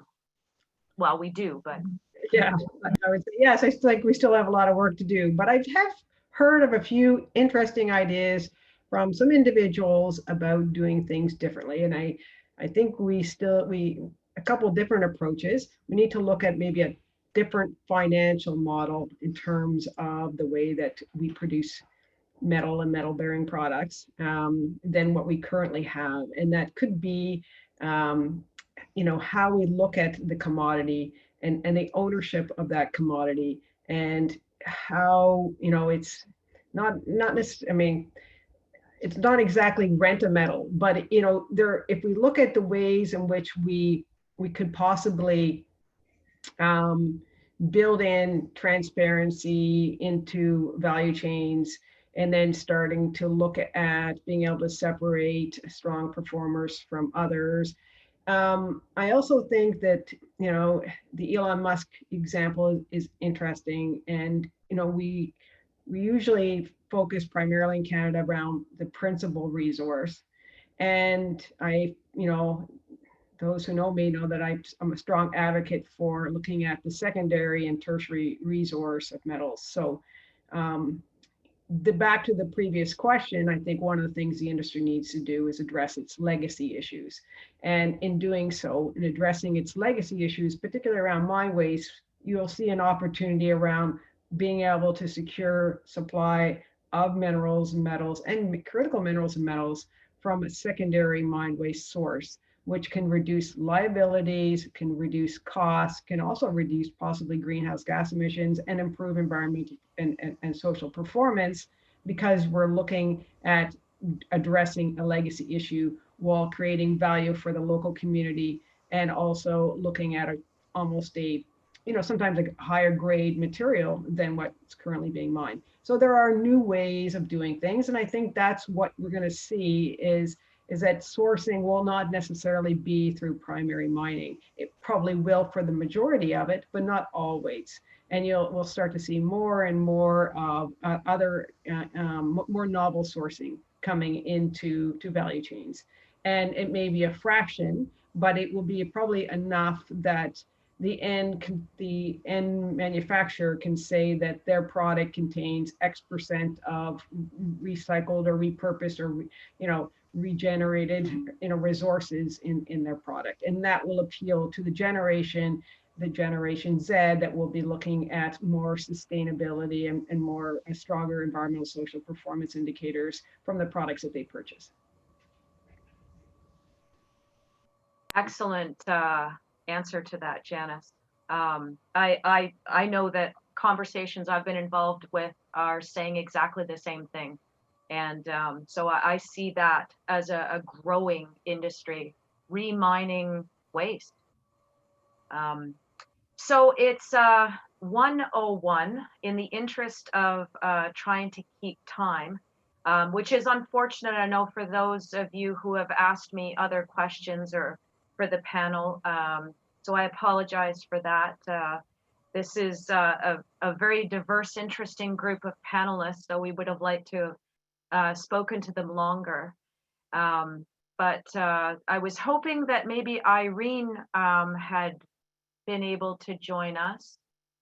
I guess not. Irene Gosendasini has been a longtime organizer and co-chair of this year's Rocks and Stocks conference, as well as previous years. We were hoping she could extricate herself from some meetings to give us closing remarks, but I suppose she wasn't able to join us for that. So what I'd like to do is thank again all of the participants that joined us here today to hear. Oh, Irene's here. I just got a message. So I will gladly turn it over to her because we have not seen her lovely face today. So Irene, please give us your closing remarks. Hi all, I'm so sorry. With my new role, I had to be in a progress review meeting in the aviation industry, but I did want to thank all of you, our speakers, our sponsors, Schulich, EY, DR, Micon, CIBC, for participating in Rocks and Stocks again this year. I did attend the first session. I heard it was a success, and based on the text messaging that I've received, I heard that the session was successful. So thanks again for everybody's focus, my team for putting it together, as well as the speakers for offering their time and putting the presentations, and the attendees on coming in, asking questions. I hope everyone found it beneficial. And if anyone has any feedback in reference to our first virtual conference, please do not be afraid and do drop me a line or one of the team members. Thank you again. Let's hope this is our last virtual conference, okay? I can't handle these technical glitches. And I'd really rather see all of you in person next year. So stay healthy, wear your masks, wash your hands, and all of that. Thank you. Thank you. Thanks. Thank you. Bye. Yeah, bye now. Thank you. Thank you.